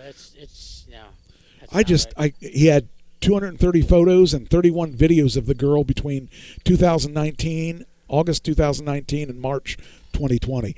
What in the world? How many videos? 230 photos and 31 videos. And that's really what, 6 months? That's like 6 months. My question to the kid too would be: did you know he was doing Probably this? not. Right, and that's the thing. If she did not know, okay. If she did, why didn't you report it? Right. I would imagine that she probably did not know. Didn't know. Yeah, that's just wackos are everywhere. I swear, they're everywhere. And anyway, a guy that is teaching elementary school, I'd be suspicious of him anyway. I don't know. I shouldn't be because I just don't trust guys anywhere near my daughter. Oh, wait, I don't have one. We're okay then. Let's see. Should I do that one? I don't know what time you want to go. It's up to you. Okay. I don't have to be working until 10:30. Okay. Ohio mom pleads guilty in execution style of 8 members of a family. Be careful. Make sure that her last name isn't your girlfriend's last name. You never know. I'm glad she's not listening. I know. I think she's in bed by now. Yeah, she's got to be. That's the only reason I said that. I don't even know if Ashley's listening anymore. She said she probably is, but she probably isn't. She's got a friend. All I know is it says 2 people. I'm probably one of them, and you're the other. I don't know. I don't know. Well, we didn't hear it. We didn't see anything yet. Well, we right. give it about 30 seconds. Yeah, I know. And, You're in about 30 seconds, okay. And we'll find out. She probably went upstairs. Mom, guess what they're saying? But it's so weird to think of, like, okay, we see the guy that looks like a murderer, the one that was hanging the girl. Yeah. This is a mom. This is just a regular-looking mom. Yeah, exactly. And it says Columbus, Ohio woman pleaded guilty Friday to helping plan the killings of 8 members of a family, becoming the second member of her own family to admit a role in a shocking crime prosecutors say stemmed over a dispute over custody of her granddaughter. Angela Wagner, 50, pleaded guilty in southern Ohio's Pike County to conspiracy to commit aggravated murder along with burglary, evidence tampering, and other charges. In exchange for the plea, prosecutors dropped the aggravated murder charges against her and recommended that she serve 30 years. Hey, that'll be a new game. How about if I put together some We crime have stuff. Ashley and Donnell listening. Uh-oh. According to, now she didn't say it up there, but she said it on my chat here or my personal thing. I think I'm going to start a new game. We're going to have name the guilty party's age. Oh, okay. And I'll say, okay, a mother did this and this, or how long will they get? Maybe that'll be the second part. Yeah, So in this case, Angela was 50, and she's going to get 50 years, I guess. 30 years. Oh, God. So at 50, she's not going to see the light of day again. No. So she shouldn't.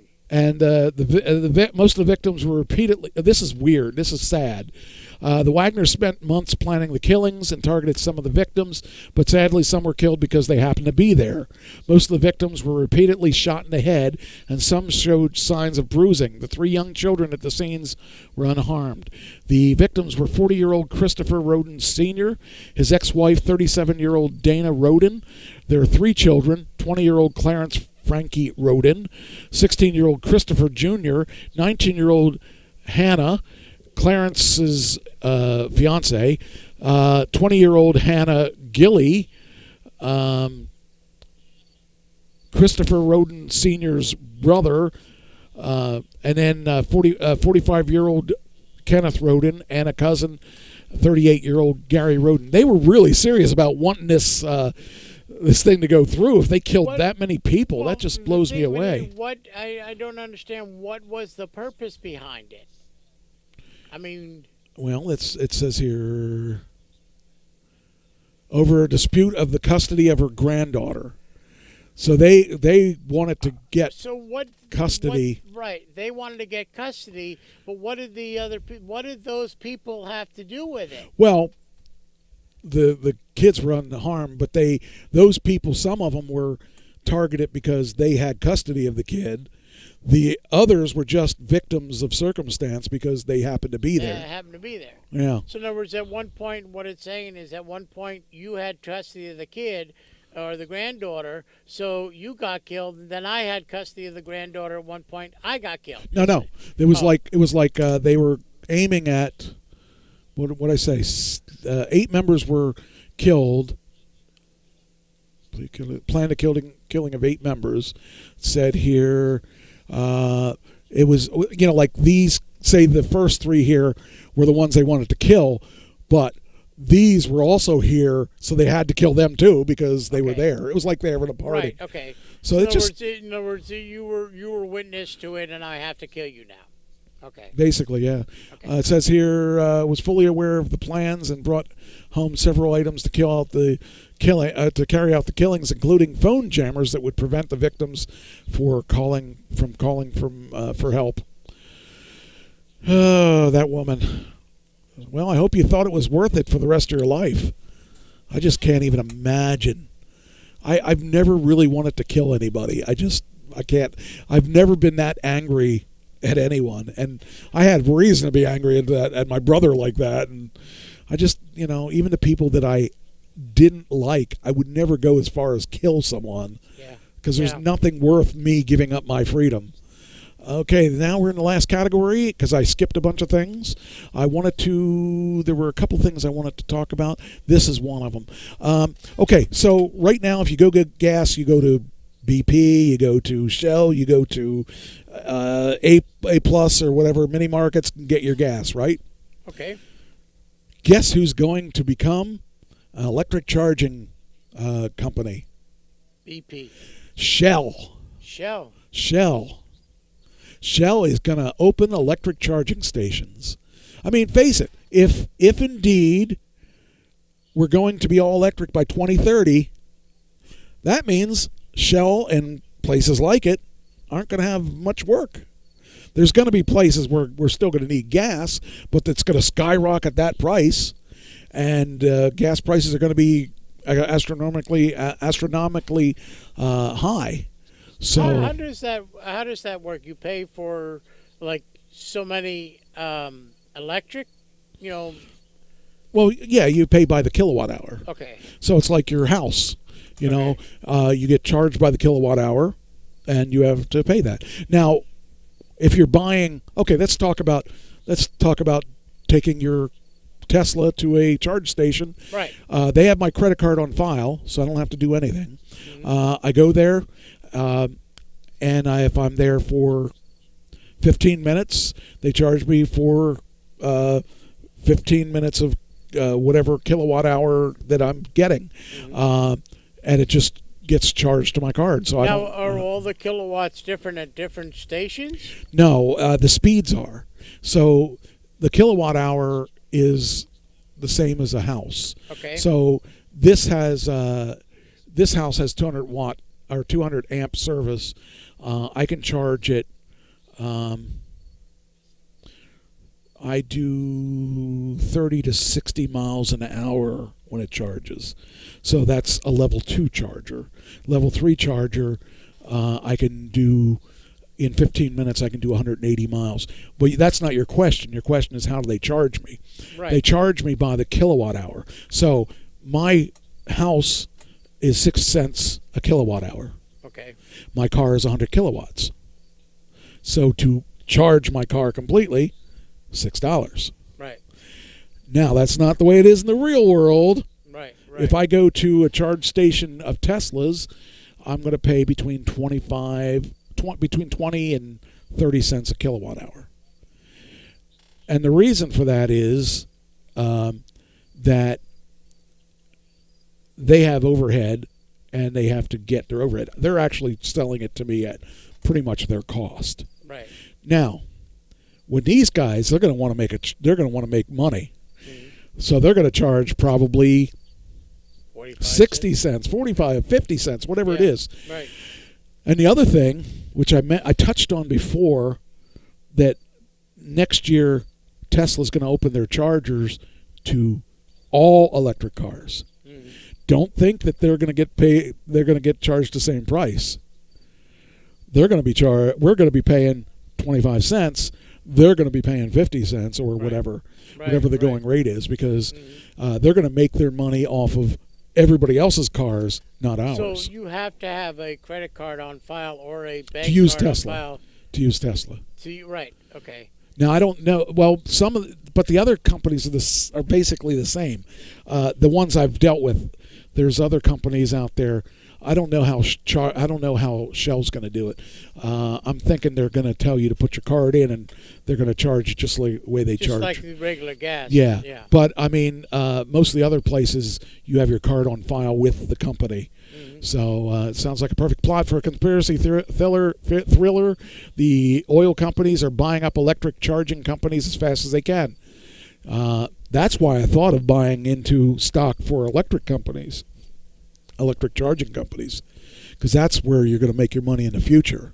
Right. So I would say that it's not going to make money the first year, probably not the first 3 years, but after that you're going to be making, you probably take your money, you buy it at $3 a share, and in 5 years it's probably going to be worth $50 a share.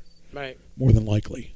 So it's something to think about if you're looking at doing that kind of thing. But right now you can. It's awesome because you can. Most of them are attached to some kind of business, some kind of food business. A lot of them, like Wawa and stuff like that. You plug in, go get your food. By the time you get your food back out, you're charged. You're where you're supposed to be.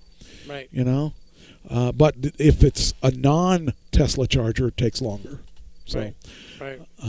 So Tesla's pretty smart about this. They're going to make big bucks off of this because they're the only chargers out there as far as speed goes.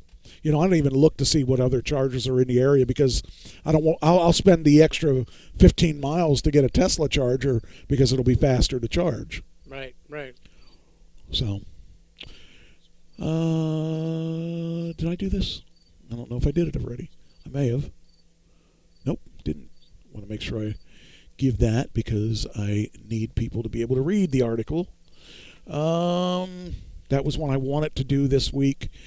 This one's an interesting one that I wanted to do this week too because Elon Musk doesn't get along with a lot of people, like Jeff Bezos for one. And this article is interesting that I found. Bill Gates and Jeff Bezos are backing a 3-year search for electric metals that could be used in Teslas.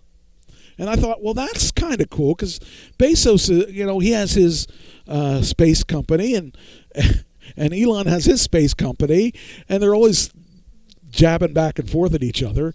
But how about if Bezos was something positive, and that is helping them find the stuff they need so that they can grow their business? And for a while, the number one company out there, or the number one guy out there, was Elon. But I mean, Bezos took over again. But it just is kind of interesting that he is helping find the electric metals that could be used in Teslas. I found that really interesting.